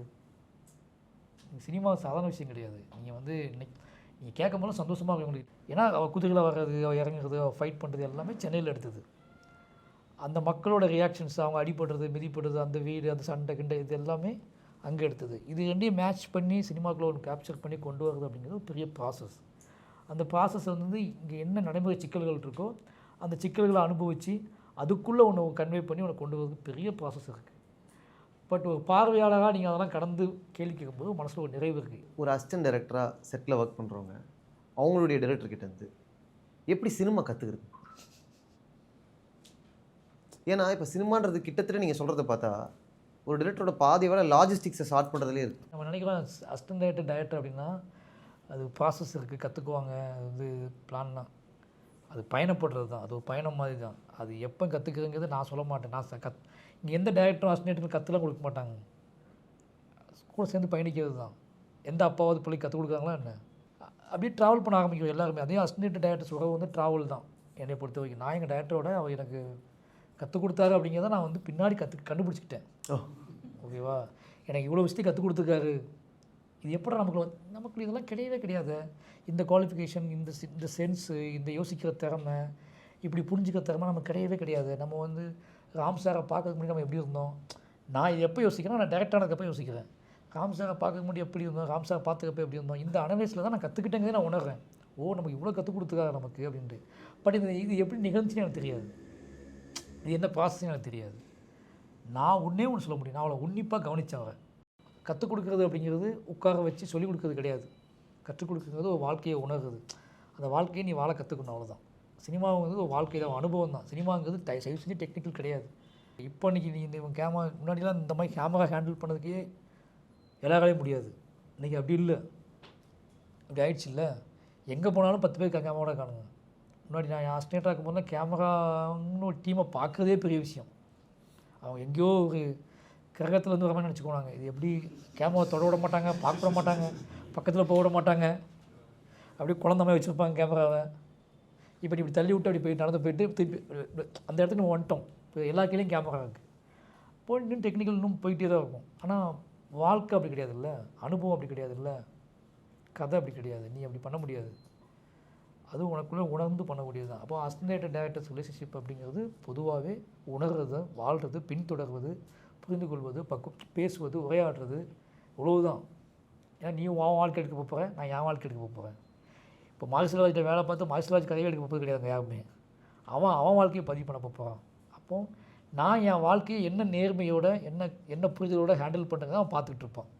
இப்போ என்னோடய வாழ்க்கையை நான் இந்த புரிதலில், இந்த பாயிண்ட் ஆஃப் வியூவில் இந்த மாதிரி பதிவு பண்ணும்போது அவன் வாழ்க்கையை பதிவு பண்ணுறதுக்கு அவன் ஒன்று கண்டுபிடிப்பான். அதுக்கு பலப்படுத்துவதை என்னோடய வேலையாக்க முடியும். உங்களுடைய மூவிஸில் வந்து நிறைய எஜுகேட் பண்ணுறீங்க பீப்புள்ஸை, அதை தாண்டி லவ் பண்ணவும் வைக்கிறீங்க. ஸோ இந்த ஒரு மூவி ஸ்ட்ரக்சர்லேயும் நான் நோட் பண்ணது, என்னுடைய மைண்டுக்கு நான் நோட் பண்ணது, அதில் ஒரு அழகான லவ்வையும் வைக்கிறீங்க. ஏதோ ஊருக்கு நீ ட்ராவல் பண்ணி போகிறேன்னா உனக்கு அங்கே பார்க்க சில விஷயங்கள் வந்து உன் உயிரை ஞாபகப்படுத்தும், உன்னோட காதலியை ஞாபகப்படுத்தும், உன்னோட வீடை ஞாபகப்படுத்தும், உன்னோட தெருவை ஞாபகப்படுத்தும், நண்பனை ஞாபகப்படுத்தும். அது மாதிரி நான் ஆர்ட் ஃபார்மில் இயங்கிக்கிட்டு இருக்கேன். நான் ஒரு கதை பண்ணி ஒரு வேலை பார்த்துட்டு இருக்கும்போது அது மேக் பண்ணும்போது எனக்கு என் லைஃப்பில் நடந்த சில விஷயங்கள் ஞாபகத்துக்கு வரும். வாழ்க்கையை அப்படி தான் பயணம் பண்ணி பிரத்யேகமான ஒன்று முதல்ல புரிஞ்சுக்கோ. அதிசயம் நம்ம நினச்சிட்டு இருக்கோம், எல்லாமே பிரத்யேகமானது, எல்லாமே பிரமிப்பானது, எல்லாமே பெருமையானு நினச்சிட்ருக்கோம். அது வந்து படம் பிடிச்சி காட்டும்போது தான் ஓகேவா. அது வந்து நீ வாழ்ந்துட்டு இருக்கும்போது அது தெரியாது உனக்கு. நீ இந்த வாழ்க்கை என்ன நினைப்ப தெரியுமா, இன்னும் 10 வருஷம் கழிச்சு இது பயங்கர பிரத்யேகமாகிடும் உனக்கு. இப்போ அது செழிப்பான வாழ்க்கையாக தெரியும். என்னடா காலையில் எழுந்திக்கிறோம், கொஞ்சம் டிவி பார்க்குறோம், இன்ஸ்டா பார்க்குறோம், திருப்பி யாராவது எங்கேயாவது கூப்பிட்டா போய் பேசுகிறோம், இப்படி தானே போயிட்டுருக்குது என்ன அப்படின்னு. இப்படி 10 வருஷம் கழிச்சு 20 வருஷம் கழிச்சு குழந்தை குட்டியோட இருக்கும்போது இந்த வாழ்க்கை பயங்கர பிரத்யேகமாக தெரியும். அப்போ எப்படி இருப்போம் தெரியுமா, சூப்பராக ஒரு சினிமாக்காரங்களாம் வருவாங்க, உட்காந்து பேசுவோம், கேள்வி கேட்போம், பாட்டு பாடுவோம், என்ஜாய் பண்ணுவோம். அப்போ உன்னோட பெருமை எப்படி இருக்கும்னா, உன் வாழ்வை பற்றியான நீ எப்போ உன் வாழ்வை பற்றியான யோசிக்க ஆரம்பிக்கிறியோ அந்த நிமிஷத்தில் தான் உன்னோட ப்ரைட்னஸ் ஸ்டார்ட் ஆகுது. எப்போ தன்னை பற்றி தன்னிலை உணர்தலோட நம்ம வாழ்க்கையை பற்றி நம்ம யோசிக்கிறோம். நம்ம என்ன பண்ணோம் இன்றைக்கி, இது சரியா தப்பா, நம்ம எப்படி வாழ்கிறோம், நம்ம அந்த பொண்ணுங்களை கோவப்பட்டோமா, அந்த உண்மையாக அந்த பொண்ணை லவ் பண்ணுறோமா, என்றைக்கா நம்ம யோசிச்சுக்கோமா. நம்ம லவ் பண்ணுறோம், நம்ம லவ்வில் பிரச்சனை தெரியுமா, நம்ம டக்குன்னு லவ் பண்ணுறோம், பொண்ணு பிடிச்சிருக்கு, எவனோ ஒருத்தர் சொல்லுவான், இல்லையா இந்த மச்சான் ஒன்று தானே பார்த்தா அடிப்போம், அன்னிலேருந்து ஆரம்பிச்சிருக்கோம், இப்படியே ப்ராசஸ் ஆகி எங்கெங்கேயோ போயிட்டுருக்கோம். என்னைக்காவது ஒரு நாள் உட்காந்து தனியாக உட்காந்து நம்ம எப்படி அந்த பொண்ணை லவ் பண்ண ஆரம்பித்தோம், ஏன் அப்படி ஒருத்தாலும் யோசிக்க மாட்டோம் நிறைய பசங்க. அது அடுத்தவங்க மூலமாகவே ப்ராசஸ் ஆகி போயிட்டே இருக்கும். அப்போ எல்லாத்துலேயுமே தன்னிலை உணர்தல் ரொம்ப முக்கியமானது. நம்ம என்னைக்காவது தனியாக உட்காந்து டைம் ஸ்பெண்ட் பண்ணி நமக்கு நம்ம டைம் ஸ்பெண்ட் பண்ணுறோமா, அடுத்தவங்களுக்குலாம் விடு, நண்பர்களோடு, அம்மா அப்பாவோடு, குழந்தைங்களோடு, காதலியை விடு. என்றைக்கு நீ உனக்குன்னு டைம் உட்காந்து தனியாக உட்காந்து உன்னை பற்றி அனலைஸ் பண்ணுற அப்படின்னு ஒன்று இருக்குல்ல, அது ரொம்ப முக்கியமானது. அது 1 hour ஒரு நாளைக்கு போதுமானது. அது வந்து சில நேரம் சிலவங்க பார்க்கவங்க பைத்தியக்கான அப்பா போல தனியாக உட்காந்து நம்ம உட்காந்துட்ருக்கான், தனியாக உட்காந்து பேசிகிட்டு இருக்கான், தனியாக உட்காந்து பாடிக்கிட்டு இருக்கான், இப்படி பல விஷயமாக சொல்லுவாங்க. ஆனால் உனக்கு ரொம்ப ஆரோக்கியமான தேவை, நமக்கு ரொம்ப தேவை. அதுவும் நம்ம ஆர்ட் ஃபார்மில் இயங்கக்கூடிய ஆட்களுக்கு ரொம்ப முக்கியமானது தன்னிலை உணர்தல். அப்படின்னா தான் நம்ம வந்து நம்மளை வந்து வழிநடத்த முடியும். இல்லைனா நம்ம சுற்றி எதோ நடந்துகிட்ருக்கு, நம்ம எங்கேயாவது பக்கம் போயிட்டே இருப்போம், யார் கூப்பிட்டாலும் போகக்கூடிய ஆட்களாக நம்ம இருப்போம். ஏன்னா நம்ம ஆர்ட் ஃபார்ம், நமக்கு வந்து அனுபவம் ரொம்ப தேவைன்னு நினைப்போம். நமக்கு சொல்லப்பட்ட பாடம் என்னென்னா, நம்ம ஆர்ட் ஃபார்மில் இயங்குறோம் அப்படின்னா நமக்கு நிறையா லாட் ஆஃப் அனுபவம் வேணும், நிறைய அனுபவம் வேணும். ஐயோ இவங்ககிட்ட இவ்வளோ அனுபவம் இருக்கா, நம்மகிட்ட ஒன்றுமே இல்லை, நம்ம எப்படி டைரக்டர் ஆகும், இப்படி நிறைய பேர் பேசுவாங்க. என்கிட்ட கேட்பாங்க. இப்போ என் கூட வேலை பார்த்து அசிஸ்டன்ட்டு சொல்லுவாங்க, உனக்கு என்னப்பா வாழ்க்கையில் இவ்வளோ கஷ்டம் இருக்குது, டேய் அது எவ்வளோ பெயின் தெரியுமா, உனக்கு என்னப்பா வாழ்க்கையில் இவ்வளோ கஷ்டம் இருக்குது, நீ ஈஸியாக படம் எடுத்துடுவேன், என் வாழ்க்கையில் ஒன்றுமே இல்லை அப்படிம்பாங்க. எனக்கு ஆச்சரியப்பாகும். அப்படின்னா நான் பட்ட துயரம், நான் பட்ட அடி ஏதோ தப்பிச்சு பொழைச்சி வந்துட்டேன் ஓகேவா. அப்போ தன்னிலை உணர்தல் ரொம்ப முக்கியமானது. தன்னிலை உணர்தல் சமூகமும் கனெக்ட் ஆகிடும். நீ ஒரு நியூஸ் பேப்பர் எப்படி வாசிக்கிற, ஒரு டிவியில் ஒரு நியூஸ் எப்படி பார்க்குற, ஒரு டீ கடையில் உட்காந்து டீ சாப்பிட்டுட்டு இருக்கும்போது அந்த நிமிஷம் டீ முடிக்கிற வரைக்கும் அந்த டீ முடிகிற கேப்பில் நீ அந்த சரௌண்டிங் எப்படி பார்க்குற, அவதானிப்பு ரொம்ப முக்கியம். நம்ம டீ சாப்பிட போனால் டீ மட்டும் சாப்பிட்டு வந்துடுவோம். டீ சாப்பிடும் போது ஒரு பொண்ணு கிராஸ் பண்ணால் அந்த பொண்ணை மட்டும் தான் பார்க்குறோம். நீ உனக்கு வந்து பிரத்யேகமானதாக நினச்சி தான் சில விஷயங்களை பார்க்குற, பிரத்யேகமற்றதுன்னு சில விஷயங்கள் கவனிக்காமல் விட்டுருத. இது எல்லாமே முக்கியம். அப்போ நான் நீங்கள் கேட்ட கேள்விக்கு போகிறேன். லவ் சீன் எடுக்கணும்னா நமக்கு நிறைய விஷயம் ஞாபகத்துக்கு வரும். நான் அந்த சீனில் எழுந்த கேரக்டர்ஸ் வேறு வேறு மாதிரி இருக்கலாம். பட் எடுக்கும்போது எனக்கு அந்த பொண்ணை காதலியாக காட்டணும் அப்படின்னு முடிவு பண்ணும்போது எனக்கு சில காதல்கள் ஞாபகத்துக்கு வர தான் செய்யும். அதில் சின்ன சின்ன விஷயங்கள் நம்மளை அறியாமலே வந்து விழும். நம்மளால் அதை உடைக்க முடியாது, தாண்டவும் முடியாது. நானே இல்லைன்னு சொல்லலாம். இல்லை என்னோட காதலியோட எந்த ஒரு ரெஃபரன்ஸுமே இந்த படத்தில் இல்லைன்னு நான் சொன்னால் கூட அங்கே இருக்கும். அதை கண்டுபிடிச்சி சொல்கிற ஒரே தகுதியும் உரிமையும் அந்த காதலிக்கு தான் இருக்குது. டேய் அது நான் பண்ணுவேன்டா அப்படின்னு அவன் என்னைக்காவது சொன்னான்னா அப்படியா அப்படின்னு தோணும். இப்போ எனக்கு தெரியாது இப்போ அது. அதனால் என்கிட்ட காதல் இருக்கான்னு கேட்டால் காதல் இருக்குது. ஆனால் அந்த காதலை நினச்சி தான் அதெல்லாம் வடிவமைச்சனான்னு கேட்டால் அது எனக்கு தெரியாது. அது தானாக நிகழக்கூடியது. ரொம்ப பதட்டமாகுது சார். என் பேர் ஜோன்ஸ். இவ்வளோ நிதானமாக பேசவும் பார்த்தோம். ஓகே சார், என் பேர் ஜோன்ஸ். என்னுடைய கொஸ்டின் என்னென்னா, வாழை உடைய ஒரு சக்ஸஸ் மீட்டுன்னு நினைக்கிறேன். நீங்கள் வந்து ஒவ்வொரு மூவிஸையும் நீங்கள் ஒர்க் பண்ண நீங்கள் எடுத்த ஒவ்வொரு மூவிஸையும் சீக்குவலைஸ் பண்ணீங்க. ஃபஸ்ட்டு வாழை பாருங்கடா, அடுத்து வந்து நான் எங்கப்பா பண்ண அப்படி நீ I remember you telling that. இல்லை ஒருத்தங்க அப்படி கேட்டாங்க. நான் என்ன சொல்கிறேன்னா, ஏதோ கேள்வி கேட்டாங்க, அந்த கேள்விக்கு ஒரு ஆன்சர் சொன்ன அவ்வளோதான். நான் இப்படி பாருங்கன்னு நான் சொல்லவே இல்லை. லைக் ஃபஸ்ட்டு வாழை பாருங்கள், அதுக்கப்புறம் பரியேறும் பெருமாள் பாருங்கள், அதுக்கப்புறமா கர்ணன் பாருங்கள் அப்படிங்கிற மாதிரி நீங்கள் சொல்லியிருந்தீங்க. அவங்க என்ன கொஸ்டின் கேட்டாங்கன்னா, பரியேறும் பெருமாள் ஏன் அப்படி இருக்கான், கர்ணன் ஏன் இப்படி இருக்கான்னு கேட்டாங்க. பரியேறும் பெருமாளுக்கு வந்து அவன் வந்து அவ்வளோ இதாக இருக்கான், கர்ணன் வந்து வன்முறையை தேர்ந்தெடுக்கிறான்னு ஏதோ கேள்வி என்கிட்ட கேட்டாங்க. அப்போது இது எல்லாருமே ஒவ்வொருத்தர் தான் வேறு ஒரு பெர்ஸ்பெக்டிவ் இருக்குது, வேறு வேறு ட்ராவல் இருக்குது, பயணம் இருக்குது, எல்லாத்துக்கும் தொடர்ச்சி இருக்குன்னு சொல்லி நான் அப்படி சொன்னேன். யோசிச்சுப்பாங்க, போகிற இடத்துல மீடியா கேள்வி கேட்குறாங்க நம்மளை, நமக்கு எவ்வளோ கேள்வி வரும். ஆனால் நம்ம கேட்குறது இல்லை. என்னென்னா ஏன்னா அவங்க கேட்குற இடத்துலையே கேள்வியோடையே வராங்க, கேள்வியோடையே போவாங்க. மீடியா வந்து என்ன பண்ணுவாங்கன்னா, வருவாங்க என்கிட்ட கேள்வி கேட்பாங்க, அது ஆன்சர் ரெக்கார்ட் ஆச்சாங்க கூட கவலை கிடையாது நிறைய பேத்துக்கு. அடுத்து வேறு ஒரு ப்ரெஸ் மீட் இருக்கும், அங்கே கேள்வியோடு போயிடுவாங்க. அப்போ கேள்விகளோடையே அலைய மனிதர்கள் நம்ம நிறைய பேர் இருக்கும். நமக்கு கேள்விகள் மட்டும் நம்ம கேட்டுட்டு போயிடுவோம், பதில் அவன் யாருக்கோ சொல்லிட்டு போட்டோம். நான் சொல்கிற பதில் கேள்வி கேட்டவருக்கு கிடையவே கிடையாது. முதல்ல நிறைய பேருங்க சொல்கிற பதில் கேள்வி கேட்டவருக்கு கிடையாது. அந்த கேள்வியை எங்கேயோ வச்சுக்கிட்டு யாரையோ உட்காந்துருப்பாங்க, நம்ம அவங்கள தான் பேசிகிட்டு இருக்கோம். நான் என்றைக்குமே எனக்கு நல்லா அந்த புரிதல் உண்டு. நான் என்கிட்ட ஒரு கேள்வி கேட்காங்கன்னா நிச்சயமாக அந்த கேள்வி கேட்குறவருக்கு பதில் கிடையாது. அந்த பதில் அவங்க விருப்பப்படவே மாட்டாங்க. அவங்க யாருக்காகவும் அந்த கேள்வி கேட்டுட்டு அவங்க போயிடுவாங்க கிளம்பி. நாமளும் யாருக்காகவும் அந்த பதில் சொல்கிறோம். அந்த கேள்வியும் அந்த பதிலும் சந்திக்கிற பாயிண்ட் எங்கே நிகழப்போகுது, அது என்றைக்கு நிகழப்போகுதுன்னு யாருக்குமே தெரியாது. அப்படி தான் இங்கே எல்லா கேள்வி பதிலும் நடந்துகிட்ருக்கு. ஒரு படைப்பாளி படம் வெளியே போயிடுச்சு அப்படின்னா அந்த பார்வையாளர்னு அதை பார்க்குறவன் எந்த பெர்ஸ்பெக்டிவில் பார்த்தாலும் அவனுக்கு எல்லா ரைட்ஸுமே இருக்குது. சார், ஸ்பீக்கிங் அபவுட் பெர்ஸ்பெக்டிவ்ஸ், நம்ம காலமாடன் படத்தில் பைசன் படத்தில் பார்த்தீங்கன்னாக்கா அந்த கோச் என்ன சொல்லுவார்னா, இது வெறும் பைசன் டே அப்படின்னு சொல்லுவாப்புல. அதை வந்து லைக் த்ரூ எப்படி ரியாக்ட் பண்ணுவார்னா, இது வந்து எங்கள் காலமாடன் சார், எங்களுடைய குலசாமி சார் அப்படிங்கிறது வந்து like I was literally sold there. இது எங்கள் குலசாமி சார் அப்படிங்கிறது வந்து it was literally a notable point. அது வந்து லைக் எனக்கு வந்து ரொம்ப டச்சிங்காக இருந்துச்சு. அது ஒரு பெரிய ஹீரோ கிட்ட அந்த நரேஷன் வந்து சில டைம் வந்து நம்மளுக்கு ஒரு பதட்டம் இருக்கும், நம்மளுக்கு ஓகே ஆகுமா ஆகாதான்ட்டு. இல்லை நீங்கள் எப்படி அது வந்து நரேஷன் வந்து கொண்டு போகிறது? இல்லை 2 ஆப்ஷன் இருக்குது. நீ ப்ரப்போஸ் பண்ணுற லவ் போய் அந்த பொண்ணை ஒத்துக்கணும்னு ஒரு ஆப்ஷன் இருக்குது, அந்த பொண்ணு உன்னை புரிஞ்சுக்கணும்னு ஒரு ஆப்ஷன் இருக்குது. 2 ஆப்ஷன் இருக்குது. ஓகேவா? ஒத்துக்கிறதுங்கிறது அன்னைக்கு நடந்தே ஆகும்னு நினைப்ப. நீ புரிஞ்சுக்கணுங்கிறது ஒரு ப்ராசஸ். அது நீ புரிஞ்சுக்கணுங்கிற ப்ராசஸுக்கு போனோன்னா நீ பதட்டப்பட மாட்ட. அதுக்கு நீ வெயிட் பண்ணுவ, காத்திருப்ப, அது நிகழும்போது நிகழும். ஒன்றே ஒன்று புரிஞ்சுக்கோ, உனக்கு ரிசல்ட் அன்னைக்கு நடக்கணுமா இல்லை உன்னை புரிஞ்சுட்டு ப்ராசஸ் பண்ணி உன்னை தெரிஞ்சுக்கிட்டு தெளிவாக உன்ட்ட வரணுமான்னு யோசிக்கணும். அவ்வளோதான். என்னோட பர்சனல் எக்ஸ்பீரியன்ஸ் ஒன்று சொல்லிடுறேன் ஃபஸ்ட் கேள்விக்கு முன்னாடி. ஸோ லைக் நான் வந்த ஏரியாவிலேருந்து ரொம்ப சின்ன சர்க்கிள்குள்ளே இருந்து வந்தப்போ எனக்கு பெருசாக எக்ஸ்ப்ளோரேஷன் கிடையாது. ஸோ ஃபஸ்ட்டு எக்ஸ்ப்ளோர் ஆகி ஒரு பிரேக் டவுன் ஆனது வந்து சினிமானால தான். ஸோ அது வந்து நீங்களாகட்டும், ரஞ்சித் சார் ஆகட்டும், வெற்றிமாறன் சார் ஆகட்டும், இந்த மாதிரி படங்கள் பார்த்து தான் லைக் இதெல்லாம் பண்ணக்கூடாது அப்படிங்கிற இது வந்துட்டு ஒரு பேசிக் அண்டர்ஸ்டாண்டிங் வந்து அப்புறம் 4 பேரோட பேசினதுக்கப்புறம் தான் எனக்கு ஒரு புரிதல் கிடச்சிது. அது வந்து நாங்கள் வீட்டில் பேசும்போது ஒத்துக்கிற விஷயங்கள் இருக்குது, ஒத்துக்காத விஷயங்கள் இருக்குது. ஸோ அதை வந்துட்டு லைக் அந்த மாதிரி ஒரு அப்ரெஸ் பண்ணுற சைடில் இருக்கக்கூடாது அப்படிங்கிற ஒரு மனநிலை வந்து வந்ததுக்கு உங்கள் படங்களும் முக்கியமான காரணம். அதே மாதிரி என் தம்பி அப்படி இருந்தாலும் அவன் அப்படி மாறினதுக்கும் உங்கள் படங்கள் ரொம்ப முக்கியமான காரணம். ஸோ அதுக்கு தேங்க்ஸ்.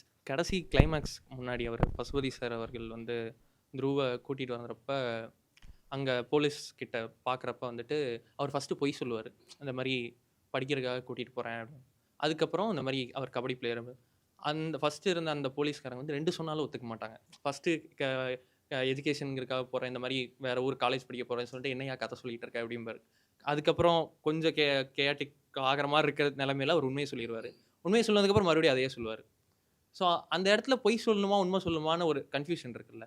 ஸோ அந்த இடத்துல என்ன சொல்லியிருக்கலாம் அப்படிங்கிற ஒரு இதுதான் கன்ஃபியூஷனு. இப்போ வரைக்கும் நீ போலீஸ் மச்சா என்ன நினைப்ப? என்ன சொல்கிறது, இப்போ உண்மையை சொல்லணுமா போய் சொல்லணுமா ஓடும்ல. இப்போ இங்கேயே இப்படி ஓடுது அப்படின்னா அந்த மாதிரி ஊரில் அப்போ யாரை நம்புவது, என்ன சொல்வது, அது ஒரு பெரிய ப்ராசஸ். அது வந்து இன்றைக்கி வரைக்கும் ஹியூமனுக்கு இருக்கக்கூடிய அதிகாரத்துக்கிட்ட நம்ம என்னவா ஹேண்டில் பண்ணுறது அப்படிங்கிற ப்ராசஸ் இருந்துகிட்டே இருக்குது. நம்ம ஒன்று யோசிச்சிட்டே வருவோம், ஒன்று சொல்லிட வேண்டியதான் அப்படின்னு யோசிச்சிட்டே வருவோம். டக்குன்னு என்னடா அப்படின்னு திருப்பி கேட்டாங்கன்னா திருப்பி மாற்றி விடுவோம். புரியுதா? அது வந்து இன்றைக்கி நார்மல் இன்னசென்ஸ் பீப்புளுக்கு இருக்கக்கூடிய அவங்க வாழ்க்கையில் இருக்கக்கூடிய மிகப்பெரிய சிக்கலே வந்து தான் நினச்சதை சொல்லியிருக்கலாமே, அதை சொல்லலாமா சொல்ல வேண்டாமான்னு இந்த ப்ராசஸ் இருக்குது. அந்த ப்ராசஸ்லேயே பாதி வாழ்க்கை கடந்துடுறாங்க. அதுதான் அது. தேங்க்யூ. ஸோ எனக்கு வந்து கர்ணன், பரியரும் பெருமாள் இது 2ம் பார்த்ததுக்கப்புறம் அந்த மாமன்னன் வரதுக்கு முன்னாடி ஒரு கேப்பில் மறக்கவே நினைக்கிறேன் அப்படிங்கிற புக்கை நான் அப்போ தான் இன்ட்ரடியூஸ் ஆகுறேன். ஃப்ரெண்டு ஒருத்தங்க சஜஸ்ட் பண்ணி அந்த புக்கை படிக்க ஆரம்பித்ததுக்கப்புறம் இப்போது பரியன் பெருமாளில் அந்த ஒரு பொய் சொல்லி ஒரு அப்பாவை கூட்டிகிட்டு வருவார் தெரியுமா, அதுக்கு பின்னாடி வந்துட்டு ஒரு பெரிய டார்க்கான ஒரு பேக் ஸ்டோரி ஒன்று இருக்குது. அதனால தான் நீங்கள் வந்துட்டு குடியை விட்டுருப்பீங்க, அதை மட்டும் தொடவே மாட்டேன் அப்படிங்கிற மாதிரி ஒரு கதை ஒன்று எழுதியிருப்பீங்க. அந்த புக்கை படித்ததுக்கப்புறம் எப்படி நான் உங்கள் படத்தை கன்சியூம் பண்ண ஆரம்பிச்சிட்டேன்னா, இப்போ துருவ் வந்துட்டு இதில் ஃபஸ்ட்டு சீனில் வந்துட்டு ஒரு 5-6 டிஃபன் பாக்ஸை ஒன்றா வச்சு சாப்பிட்டுக்கிட்டு இருப்பான். அதுக்கு அப்படி ஒரு அதே புக்கில் அப்படி ஒரு கதை இருக்கும். சோத்துக்கிழவானிகள். ஆமாம். புக்கில் எழுதி படம் பண்ணணும்னு அவசியம் இல்லை. நான் அசிஸ்டன்டேட்டராக இருந்தேன், அப்போ டைரக்டராக அதுக்கு எந்த சோர்ஸுமே இல்லை. கதைகள்லாம் அப்படியே இருந்துச்சு. புக்கு எழுதுக்கு வாய்ப்பு கிடச்சி நம்ம எழுதினோம், அது முன்னாடி வந்துடுச்சு. ஆனால் படம் பண்ணதுக்கு தான் அந்த கதையில் கொண்டு வந்துச்சு. ஓகேங்களா? புக்கு எழுது இன்னொரு பிளாட்ஃபார்மாக அமைஞ்சிச்சு எனக்கு. நீ ஆனந்த விடன் மாதிரி ஒரு மேகசீனில் வந்து ஒரு அசிஸ்டன்டேட்டருக்கு ஒரு தொடர் எழுத வாய்ப்பு கொடுக்கும்போது அது பயங்கரமான ப்ராசஸாக இருந்துச்சு. அது இன்னும் சொல்லப்போனால் மறக்க நினைக்கிறேன்னு தான் டைரக்டர்ஸோட என்னோட ப்ரொடியூசர்ஸ்கிட்ட எனக்கு கூட்டி போச்சு. இவ்வளோ கதைகள் இருக்குன்னு சொல்லி கூட்டி போச்சு. அப்போ அது எல்லாமே சினிமாவுக்கு தான் கொண்டு வந்த கதைகள் தான். உங்களோட இன்ட்ரோல் பிளாக்ஸ்க்கு நான் மிகப்பெரிய ஃபேன்ஸ். ஏன்னா கர்ணனில் வந்துட்டு லிட்டரலி ஒரே நிமிஷம், ஏன் இந்த சிரிப்பு? இது நிறைய இந்த ஆதிசீக்கர்னா முக்கியமான என்னோடய ஃப்ரெண்ட்ஸ் கேட்பாங்க. நான் யார்ட்டையாவது எடிட் பண்ணி ஃபஸ்ட் விஷன் காட்டுவோம்ல, அவங்க சொல்லுவாங்க இன்ட்ரோல் பிளாக் அப்படிங்கிற அந்த வார்த்தையை வந்து நான் எனக்கு வந்து பெருசாக உடன்பாடு கிடையாது. ஆனால் அது சினிமாவை பார்க்கும்போது ஒரு பார்வையாளனுக்கு இன்டர்வல் பிளாக் வந்து ஒரு இம்பாக்ட். ஏன்னா இன்டர்வல் பிளாக்குங்கிறதுக்கான பிரச்சனை என்னென்னா வெளியே விட்றாங்க, தேட்டரை விட்டு இவங்க வெளியே விட்றாங்க. அப்போ நீங்கள் ஏதாவது ஒன்று பண்ணி தான் அவங்க அனுப்பணுன்னு இருக்குது திருப்பி வர்றதுக்கு அப்படின்னு சொல்லி அந்த பேக் நான் புரிஞ்சுக்கிட்டேன். அதுக்கப்புறம் ஏன்னா நீங்கள் என்ன பிரச்சனை ஆகுனா, இவன் விஷுவல் பார்த்து நான் கஷ்டப்பட்டு அவனை பீக்கு கொண்டு போய் நிப்பாட்டி அனுப்பி விட்ருவான் வெளியே. அவன் திருப்பி ஐஸ்கிரீமையோ டீயோ குடிச்சிட்டு உள்ளே வரும்போது இவன் விளம்பரம் போட்டுட்ருப்பாங்க. ஏன் விஷுவலை ஃபுல்லாக மறந்துடுவாங்க. திருப்பி நான் முதல்ல இருந்து திருப்பி ரெடி பண்ணி, ஏன்னா ஒரு 25 நிமிஷம் ஓடும்ல விளம்பரம். இவங்க ஆடெல்லாம் போடுவாங்கள்ல இப்போ தேட்டரில், ஈஸியாக 20 நிமிஷம். ஆமாம், அதுவும் பார்த்து ஆடாக ஓடிட்டுருக்கோம். ஏற்கனவே தலையை சுடிச்சிட்டு உட்காந்துட்டு இருப்பான். நம்ம போட்டு அடுத்த 10 நிமிஷம் லேகாக போட்டுருவான். டேய் இவனே நீ பார்த்துட்டு இருந்தது 25 மினிட்ஸோட தாக்கம் என்ன ஆகும்னா, படம் போட்டு நம்ம 10 நிமிஷம் மெதுவாக ஆரம்பிச்சிருப்போம். என்ன செகண்ட் ஹாஃப் ரொம்ப லேகாக இருக்குது. அதனால் இந்த இன்டர்வல் பிளாக்குங்க மைண்ட் செட் வந்து ரொம்ப நம்ம மனுஷங்கிட்ட இருக்கிறத எப்படி அதை எப்படி கிராஸ் பண்ணுறதுன்னா, எனக்கு அந்த இது ஓடிடி வந்ததுக்கப்புறம் கேட்பாங்க, சார் அந்த இன்டர்வல் பிளாக் கட் பண்ணிட்டு கொடுங்கன்னு கேட்பாங்க. மனசு அவ்வளோ சந்தோஷமாக இருக்கும். அதே மாதிரி இன்னொன்று என்னென்னா, பைசனில் வந்துட்டு துருவுக்கும் லால் சாருக்கும் ஒரு கான்வர்சேஷன் நடக்கும். அந்த இன்சிடெண்ட்டுக்கு அப்புறம், அந்த பாம் இன்சிடெண்ட் போட்டு லால் சாரை கொல்ல போனதுக்கப்புறம் அந்த இடத்துல வந்துட்டு ஐ ஃபெல்ட் இந்த இடத்துல 180 டிகிரி ரூலை பிரேக் பண்ணால் நல்லாயிருக்கும்னு எனக்கு ஃபீல் ஆச்சு. அது மாதிரி நீங்கள் பிரேக் பண்ணீங்க 180 டிகிரி ரூலை. அது வந்துட்டு ஏன்னா என்ன உங்களுக்கு ஃபீல் ஆச்சு 180 பிரேக் பண்ணால் நல்லாயிருக்கும்? ஏன்னா இப்போ துருவ் வந்துட்டு ஒரு கன்ஃபியூஷனில் இருக்கான். என்ன ஏன் வந்துட்டு அவனில் ஒரு ஆளாக அவன் டீமுக்காக ஆடுறேன், அவனோட பெருமையாகவே நான் தான் இருக்கேன், ஆனால் அதை அக்செப்ட் பண்ணிக்கவே முடியலையே கூட இருக்கவங்களால அப்படிங்கும்போது அந்த கன்ஃபியூஷன்லேயே இருக்கான். அதே மாதிரி லால் சார் என்ன பண்ணுறாருன்னா, இவன் நம்ம டீமுக்கு தேவை, பட் ஆனால் கூட இருக்கவங்க ஏதோ ஒன்று பண்ணிடுவாங்களோன்னு அந்த பதட்டத்தை வந்துட்டு அந்த 180 டிகிரி ரூலை பிரேக் பண்ணும்போது இன்னுமே என்னால் இதாச்சு. 180 டிகிரி தெரிஞ்ச பார்வையாளர்கள் அதிகமாக, 180 டிகிரி தெரியாத பார்வையாளர்கள் அதிகமாக. நம்ம அப்படி நினச்சிட்டு ஒரு ஷாட்டை பார்க்க முடியாது. இப்போ நான் வந்து 180 டிகிரி கிராஸ் பண்ணாமல் ஷாட் எடுத்திருந்தோம்னா இல்லை எடுத்து தான் உனக்கு கம்மியாக இருக்கும்ல. எனக்கு கம்மியாக இருக்கும். அப்படி தப்பு இல்லை அது. ஒரு டெக்னிக்கில் வச்சுக்கிட்டு ஒரு எமோஷனாக நீ ஹேண்டில் பண்ண முடியாதுல்ல. இப்போ நான் அது சென்சிபிளாக 5வது படம்னால நான் துணிஞ்சு எடுத்துட்டேன் அதை. இப்போ ஃபஸ்ட் படம் எடுத்த டேரக்டர் உடனே 180 எப்படி கிராஸ் பண்ணுன்னு தெரியாமல் அந்த சீன் அதே எமோஷனில் அப்படியே எடுத்துருந்தோம்னா அது தப்புன்னு சொல்ல முடியுமா? அதுவும் கரெக்ட். ஓகேங்களா? அப்போ வந்து ஒரு டெக்னிக்கில் வச்சுக்கிட்டே ஒன்று பார்க்குறதுக்குல அது ரொம்ப ஆபத்தான விஷயம். அந்த சீன் அந்த இடத்துல கிடையாது, அந்த வீட்டில் அந்த பிளானே கிடையாது எங்களுக்கு. அந்த சீன் வந்து கிட்டத்தட்ட வந்து பிளான் பண்ணது வந்து அவங்க வீட்டுக்குள்ளே போய் பேசுவான், வீடு ரெடி ஆகல, எல்லாம் காலையில் போய் உட்காந்துட்ருக்காங்க, நான் வீட்டுக்கு போகிறேன், ஸ்பாட் ரெடி ஆகல, வீட்டுக்கு பெயிண்ட் அடிக்கலை, ஒன்றும் ரெடி ஆகல, டென்ஷன் ஆகுது, பிரச்சனை வருது. நான் அப்படியே வீட்டை சுற்றி நடக்கிறேன், வீட்டுக்கு பின்னாடி ஒரு பெரிய குளம், அந்த குளம் எம்டியாக கிடக்கு, கேமரா தூக்கிட்டு குளத்துக்கு வாங்கன்னு சொல்கிறேன், குளத்துக்கு வரோம், குளத்தை கண்டிப்பாக நிப்பாட்டி எடுக்கும். அப்போ என் ஹஸ்டன்ஸ் எல்லாத்துக்குமே வந்து வீடை பில்டப்பாக பயங்கரமாக ரெடி பண்ணி அந்த சீன் அப்படி எடுக்கலாம்னு நினச்சி சொல்லிட்டு இருந்தாங்க. இப்போ ஒன்றுமே இல்லாத மொட்டை குளத்துக்கு போகிறாங்க, இது எப்படி எடுப்பாங்க அப்படிங்கும்போது அங்கே ஒரு நான் இன்ட்ரெஸ்டிங்கான எலிமெண்ட்ஸ் க்ரியேட் பண்ணணும். அப்போ 2 கேரக்டர் எப்படி இருக்காங்க, 2 பேருமே கன்ஃபியூஷிங்காக இருக்காங்க, 2 பேருமே டிஸ்டர்ப்டாக இருக்காங்க, 2 பேத்துக்குள்ளேயும் நிறைய நல்ல விஷயங்கள் இருக்குது, 2 பேத்துக்குள்ளேயும் தப்பான சிந்தனைகள் இருக்குது, 2 பேருக்குமே ஒரு புரிதலற்ற தன்மை இருக்குது, 2 பேருமே நேசிக்கிறாங்க, 2 பேருமே மூவ் ஆன் பண்ண ஆசைப்படுறாங்க, 2 பேருமே இது முடியணும் முடியக்கூடாது, இப்படி நிறைய விஷயங்கள் இருக்குது. இது எப்படி கேப்சர் பண்ணுறதுன்னா எப்படி அவங்க 2 பேரும் மன ஓட்டம் இருக்கோ அப்படியே கேப்சர் பண்ணுவோன்னு சொல்லி அந்த திறந்த வெளியில் அவங்க 2 பேர்த்தையும் நிப்பாட்டி இஷ்டத்துக்கு கேமரா இஷ்டத்துக்கு ஷூட் பண்ணி இஷ்டத்துக்கு எடுத்து எல்லாமே மூமெண்ட்லேயே எடுத்து அதை கேப்சர் பண்ணி கொடுத்தோம். இவ்வளோதான். இல்லை அதை அண்டர்லைன் பண்ண வேண்டிய அவசியம் கிடையாது. எப்போவுமே புரியுது. அது நீ உணர்ந்துக்கலாம், அதை வந்து அனௌன்ஸ் பண்ணக்கூடாது. இல்லை புரியுது. எப்பவுமே டெக்னிக்கல் அனௌன்ஸ் பண்ணக்கூடாது. இப்போ வந்து எக்ஸாம் எழுதுகிறோம், ஓகேவா, மார்ஜின் போட்டு நல்லா எழுதுறது வைக்கிறதுலாம் நம்மளோட ப்ராசஸ்ஸு. அங்கே மார்க் தான் பேசுவாங்க, மார்ஜின் போட்டால் படமெல்லாம் பேச மாட்டாங்க, மார்க் தான் மெயின் இருக்குது. அது நிறைய பேர் சேர்ந்து செய்கிற வேலை. எனக்கு தெரியாமலேயே என் கேமராமேன் ஒன்று பண்ணியிருப்பார், லைட்டில் ஒரு விஷயத்தில் பண்ணியிருப்பார், எனக்கு தெரியவே தெரியாது. அதை நான் ஒத்துக்கிட்டு தான் ஆகணும். நான் சொல்லி அப்போது ஃபைனலி என்ன ஒரு படம் பார்க்குறோம். இப்போ ஒவ்வொரு ஷாட்லேயும் ஒவ்வொரு சீன்லேயுமே என் கேமராமேன் ஒரு லைட் ப்ராசஸ் ஒன்று வச்சுருப்பான் உள்ளே. நான் சொல்லாமலே அவனோட சிக்னேச்சர் ஒன்று பண்ணிருப்பான்ல, எனக்கு தெரியாதுல்ல. எனக்கு அது ஃபைனலி படம் பார்க்கும்போது டிஸ்டர்பன்ஸ் ஆச்சுன்னா அதை தூக்கிடலான்னு சொல்ல வைப்பேன், டிஸ்டர்பன்ஸ் இல்லைனா வச்சுக்கோன்னு சொல்ல வைப்பேன். இவ்வளோ தான் விஷயம் அது. அதனால் ஒரு சினிமாவை ஒரு சீனை அப்படி பார்க்கணுன்னு அவசியம் கிடையாது. இப்படி கிராஸ் பண்ணால் நல்லா இருக்குமே அப்படின்னு நினைக்கிறதுக்குல அது என்ன ஆகும் அப்படின்னா, நீ அதை செய்யலை அப்படின்னா அந்த படத்தோட நோக்கம் அடிபட்டு போகும். ஒருவேளை நான் 180 கிராஸ் பண்ணாமல் விட்டு அடப்பாவமே பண்ணாமல் விட்டானே இந்த ஆள் அப்படின்னு நினச்சின்னு வச்சுக்கோயேன், அதுக்கப்புறம் படம் பார்க்க தன்மையே மாறிடும். அது நல்ல ஒரு படத்தை பார்த்து முடி. அதனால் டெக்னிக்கல் எப்போவுமே நம்ம அனௌன்ஸ் பண்ணவே கூடாது. இதை இப்படி எடுக்கப்பட்ட ஷாட்டு, இது இப்படி பண்ணப்பட்ட ஷாட்டு, இது இப்படி கிராஸ் பண்ணியிருக்கோம், இதை இப்படி உடச்சிருக்கோம், இதை பிரேக் பண்ணியிருக்கோம். அதுக்கு வந்து ஒரு சினிமாவுக்கு படைப்புக்கு அது அவசியமற்ற கிட்டத்தட்ட புறக்கணிக்கப்பட வேண்டிய விஷயம். அது நம்ம பிரேக் டவுன் பண்ணி பார்க்கக்கூடாதுன்னு நீங்கள் ஒன்று சொல்கிறீங்க இல்லையா? சும்மா ஒரு பேசிக் உதாரணமாக கேட்குறேன். பிரமிட்ஸ் இருக்குல்ல, பிரமிட்ஸ் வந்து நமக்கு எப்போவுமே ஒரு வியப்பூட்டக்கூடிய ஒரு விஷயமா இப்போ வரைக்குமே இருக்குது. அது எப்படி கட்டினாங்கன்றதுல தானே அதனுடைய ஒரு சாரம். அப்படி திணிக்கப்பட்டது தான் அது. வியப்பூட்ட விஷயமும் உங்களுக்கு யார் வியப்பூட்ட விஷயம் சொன்னாங்க உங்களுக்கு? ஏன்னா அப்படி ஒரு ஸ்ட்ரக்சர் நம்ம நார்மல் லைஃப்பில் பார்க்குறது இல்லைல்ல. உங்களுக்கு அது சொல்லப்பட்டது. உங்களுக்கு அது பிரமிப்புங்கிறது அனுபவிக்கிறது. அடுத்தவங்க சொல்லி சொல்லி சொல்லி சொல்லி சொல்லி எனக்கு பிரமிப்புன்னு யார் சொன்ன? பிரமிடு எனக்கு எங்கள் ஊரில் கிடக்க கூழாங்கல்லே போதுமானதான் சரி, என்ன பண்ண முடியும் அப்படி. ஆமாம், நீங்கள் என்னென்னா ஒன்று டிசைன் பண்ணுறீங்க, அது பயங்கரமாக கட்டப்பட்டது, அது இப்படி கட்டப்பட்டது, அது வந்து இப்படி இத்தனை வருடங்கள் முன்னாடி கட்டப்பட்டது, இது எல்லாமே எனக்கு கொடுக்கப்பட்டது. நான் அனுபவிச்சது கிடையாது. பிரமிப்புங்கிறது நான் அனுபவிக்கணும். நான் வந்து அதிசயங்கிறது நான் உணரணும். இது எப்படா நடந்துச்சு, இது எப்படா நம்ம பார்த்தோம். அந்த அதிசயங்கிறது ஒரு புறா வந்து ஒரு மணிப்புறா வந்து ஒரு கல்லை தூக்குவதை பார்த்து நான் பிரமிச்சிருக்கேன். நீங்கள் மணிப்புறா கல்லை தூக்கும்னு நான் சொன்னால் நான் உணர முடியாது. நான் என்றைக்காவது ஆடு மேய்ச்சிட்டு இருக்கும்போது ஒரு மணிப்புறா வந்து ஒரு கல்லை சின்ன கூழாங்கல்லை தூக்கிட்டு போகிறத நான் பார்த்துட்டு பின்னாடியே அப்படியே நெஞ்சு நிமித்து அப்படியே குழம்பி போய் பண்ணிட்டு ஓடியிருக்கேன். அது எங்கே கொண்டு போகுது இந்த கல்லை அப்படின்னு சொல்லி. அந்த மாதிரி அதிசயங்கள் நிகழும் வாழ்க்கையில். நம்ம சொல்லப்பட்ட அதிசயங்கள் எல்லாமே முன்னாடியே தீர்மானிக்கப்பட்டு முன்னாடியே அதுக்கு லேயர்ஸ் உருவாக்கப்பட்டு உங்களுக்கு கடத்தப்பட்டது. அதை எல்லாரும் அதே மாதிரி அதிசயமாகவே உணரணும் அப்படின்னு சாத்தியமாகும். என்ன இருக்குன்னு கூட்டி தானே கேட்டவங்க நிறைய பேர் இருக்காங்க தெரியுமா? நம்ம இப்போ பயங்கரமான இடம் சொல்லி கூட்டி போவாங்க, சுற்றி முற்றி பார்த்து எதை சொல்கிறான்னு தெரியலையே அப்படின்னு சொல்லி எனக்கு நிறைய லொக்கேஷன் கூட்டிகிட்டு போவாங்க. சார் ஒரு இடம் இருக்குது சார், பயங்கரமாக இருக்கும் சார், நீங்கள் வாங்க சார் கூட்டிகிட்டு போவாங்க. அங்கே போய் பார்த்தா எனக்கு ஒன்றுமே தோணாது, என்னென்னு கூட்டி வந்தாங்க இதுக்கு, சூப்பராக இருக்குது சார் சூப்பராக இருக்குது சார் சொல்லிட்டு வந்துடுவேன் நான். ஆனால் அவன் ஒன்றுமே இல்லாத அவங்க சொல்லாத ஒரு இடத்துல அவன் கண்டுபிடிப்பேன். ஓகேங்களா? அப்போது இது மாதிரி தான். இப்போ நீங்கள் வந்து பிரமிடை பற்றி எனக்கு எதுவுமே தெரியாது, நான் அப்படி ஒரு இடத்த பார்க்கறேன்னா நான் பிரமிப்பேன். அதை பற்றி அவ்வளோ டீட்டெயில்ஸும் தெரிஞ்சுக்கிட்டு நான் போய் அதை போய் பிரமிக்கணும்னா எனக்கு எப்படி புரியவே இல்லை லாஜிக் இதில். எப்படி பிரமிக்க முடியும்? எனக்கு இவ்வளோ தகவல் தெரிஞ்சதுக்கப்புறம் ஒரு பிரமிப்பு எப்படி நடக்கும்? இவ்வளோ விஷயம் வந்து எப்படி கொத்தனார் பேர் உட்பட தெரிஞ்சுட்டு என்ன நடக்கும்? எல்லாரோட பேர் எல்லா விஷயம் விலாசம் சார்ந்து எல்லாமே தெரிஞ்சிருச்சு. அதுக்கப்புறம் நீங்கள் இப்போ அதை போய் என்ஜாய் பண்ணி போ, அதை பிரமிப்புன்னு சொல்லு போ அப்படின்னு சொன்னால் நான் எப்படி சொல்கிறது?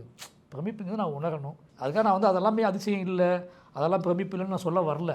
அது நான் பிரமிப்புங்கிறது தனிப்பட்ட மனுஷங்க சார்ந்தது. அது வந்து டிக்ளேர் பண்ணக்கூடியது இல்லை. அது வந்து எல்லாரும் சேர்ந்து திணிப்பது கிடையாது.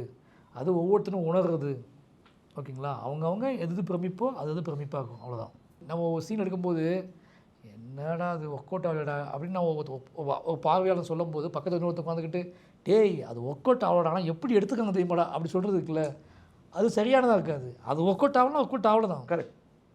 அது நீ எப்படி எடுத்தானே, நீ இப்போ 50 நாள் எடுத்தானே, 100 நாள் எடுத்தானே, நீ 50 கேமரா வச்சு எடுத்தானே, அவனுக்கு தேவை அந்த 3 நிமிஷம் சீன் தான். சீன் ஒர்க் அவுட் ஆகலன்னா ஒர்க் அவுட் அவ்வளோதான். சார் உங்கள் லைஃப்பில் வந்துட்டு எந்த பாயிண்ட்டில் நீங்கள் ஒரு ஃபிலிம் மேக்கர் தான் ஆகணும்னு ஒரு ஸ்ட்ராங்கான ஒரு டெசிஷன் எடுத்தீங்க சார்? ஊரில் இருக்கும்போது நீ சினிமா நீ நான் டான்ஸ் ஆடிட்டு இருப்பேன், பாட்டு பாடுவேன். இப்போ ஊரில் இருக்கும்போது சொல்லுவாங்க நீ பேசாமல் சினிமாவுக்கு போடா அப்படின்னு சொல்லி கலாய்ப்பாங்க, கிண்டல் பண்ணுவாங்க. ஆனால் நமக்கு தெரியும்ல சினிமாவுக்கு ரொம்ப தூரம், அது பெரிய விஷயம் அப்படின்னு நினச்சிட்டு இருப்போம். நம்மளாம் சாத்தியமே இல்லை அப்படின்ட்டு சென்னை வந்து நான் என் வேலையை பார்த்துட்டு சுற்றிக்கிட்டு அந்த மாதிரி ஒரு கொடூரமான லைஃப் தான். ஓகேவா? இப்போ சினிமா டைரெக்ஷன் பற்றி எனக்கு பெரிய அறிவுலாம் கிடையாது. டைரக்டர் ஆகணும்னா நான் ஆசையில் வரல. பட் ஆனால் ஏதாவது உயிர் வாழ்ந்தால் போதும் அப்படிங்கிற நினைப்ப தான் வந்தேன் நான். சினிமா நமக்கு வந்து டான்ஸ் ஆட வரும், பாட்டு பாட வரும்னா நம்ம எல்லாம் நினைப்போம்ல, ஒரு சினிமாக்குள்ளே நுழைஞ்சிட்டா ஏதாவது நம்ம பயங்கரமாக ஒரு பண்ணிடலான்னு சொல்லி. அந்த மாதிரி சினிமாவுக்கு நுழைய ட்ரை பண்ண ஒருத்தன் தான். பட் ஆனால் அப்படியே ஆஃபீஸ் பாய் உள்ளே போகும்போது எங்கிட்ட இருந்த கதையும் என்னோட இருந்த வாழ்க்கையையும் இப்போ கேட்டு எங்கள் டைரக்டர் சொன்னது, ஒரு டைரக்டருக்கான குவாலிட்டி ஒன்று இருக்குது, நீ வந்து எனக்கு என்னமோ நீ டேரக்டராக ட்ரை பண்ணால் பெட்டராகுன்னு சொல்லி அசிஸ்டன்டாக சேர்த்துக்கிட்டதுனால நான் டேரக்டர். ஓகேவா? நான் வந்து டேரக்டர் ஆகணும்னு பிளானோட பெருசாக நான் வந்து எனக்கு அது ரொம்ப துயரமாக ரொம்ப ரொம்ப பெரிய விஷயமா பட்டுச்சு. எனக்கு அப்படி தோணவே எனக்கு அப்படி யோசிக்கவே முடியல. இப்போ சொல்லலாம் நான் பயங்கரமாக பிளான் பண்ணி வந்தேன்னு சொல்லி. ஆனால் எனக்கு அது சினிமா அந்த டைரக்ஷன் இதெல்லாம் வந்து பெரிய அறிவு சம்மந்தப்பட்டது. அது பெரிய என்ன சொல்கிறது, அது பெரிய ப்ராசஸ்ஸு. நம்மளால் எளிய மனுஷங்களால் நம்மளோட சென்ஸை வச்சு நம்மளோட அளவு வச்சு நம்மளோட வாழ்க்கையை வச்சு இதெல்லாம் பண்ண முடியுமானே தெரியாது அப்படின்னு பயந்த ஒருத்தன் தான் நான். ஆனால் அதில் அதுக்கும் இதுக்கும் டைரக்ஷனுக்கும் சம்மந்தமே கிடையாது.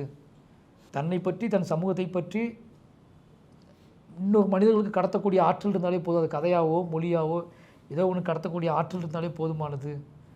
அவன் அதுக்கப்புறம் டெக்னிக்கலாக கற்றுக்கிட்டு அவன் அதுக்கப்புறம் அதை பண்ணிவிடுவான் அப்படின்னு எங்கள் டைரக்டர் சும்மா சாதாரணமாக எளிமையாக சொன்னார். டேய் உனக்கு கதை சொல்ல வருதுடா, நீ உன் கதையை ஈஸியாக சொல்லுற, நீ கதை சொல்லும் போது நான் எமோட் ஆகிடுறேன், நான் அது பயங்கரமாக கனெக்ட் ஆகிடுறேன், அந்த கதையை என்னால் புரிஞ்சிக்க முடியுது. அப்போ உனக்கு கதை சொல்ல வருதுங்கிறதே உனக்கு போதுமான ஒரு தகுதி. அதனால் நீ இந்த கதையெல்லாம் நீ எழுத ஆரம்பி, இந்த கதையை விஷுவல் பண்ண ஆரம்பி, இந்த கதையை யோசிக்க ஆரம்பி அப்படின்னு சொல்லி டைரக்ஷன் பக்கம் திருப்பி விட்டதுனால தான் நான் டைரக்டர். Okay sir. அப்போ அந்த பயம் எப்படி போகுது? நீங்கள் சொன்னீங்க இல்லையா, நான் ப்ராசஸோ நம்மளுடைய சென்சிபிலிட்டிஸ் தாண்டி இருக்கோ அப்படின்ற ஒரு பயம் தான் எனக்கு முதல்ல இருந்துச்சு அப்படின்னு. பயம் எங்கே? அதான் சொல்கிறேன், நமக்கு சொல்கிற கதையாக அவர் புரிஞ்சுக்கிட்டாரு. அவங்க ஓகே, பட் இருந்தாலும் ஸ்பாட்டுன்னு வரும்போது 100 பேர் இருக்காங்க, 150 பேர் இருக்காங்க, எல்லாருக்கும் உங்களுடைய விஷன் புரியணும், எல்லாரும் நம்மளை முதல்ல நம்பணும் டைரக்டர்னு, அப்படி ஒன்று இருக்குல்ல. முதல்ல தயக்கம் போச்சு எனக்கு. முதல்ல எங்கள் டேரக்டர்கிட்ட நான் வந்து உரையாடல் ஆரம்பித்தேன், தயக்கம் போச்சு, 2 பேரும் டிஸ்கஸ் பண்ண ஆரம்பித்தோம். உரையாடுறதுக்கே ஒரு மொழி வேணும்னு நான் நினச்சிட்டு இருந்தேன் ஒரு காலத்தில். உரையாடுறதுக்கோ இங்கிலீஷ் வேணும் போல இருக்குது, உரையாடுறதுக்கே இப்படி ஒரு பிரத்யேக மொழி வேணும் போல இருக்குது, நம்ம சொன்னால் யார் கேட்பாங்க அப்படின்னு நினச்சிட்டு இருந்தேன். அது எதுவுமே கிடையாது. உரையாடுறது உனக்கு ஒருத்தர் உரையாடணும் அப்படின்னா உனக்கு அந்த நோக்கமும் செலக்ட் பண்ணுற ஆளுமே போதுமானவங்க. அதுக்கு நீ என்ன மொழியில் பேசலாம் அவசியம் கிடையாது. நீ சொல்கிற விஷயம் தான் முக்கியமானது. நீ சொல்கிற விஷயத்தில் கண்டென்ட்டில் அவங்களுக்கு அதை தேவைப்படுச்சுன்னா அவங்களை விடவே மாட்டாங்க, உன்னை கூப்பிட்டு கதையை காமிச்சுவாங்க. அப்படிங்கிற நம்பிக்கையை விதைச்சதுனால நான் பேச ஆரம்பித்தேன். நான் அப்படி பேசி அந்த தயக்கம் போக ஆரம்பிச்சதுக்கப்புறம் நான் எழுத ஆரம்பித்தேன்.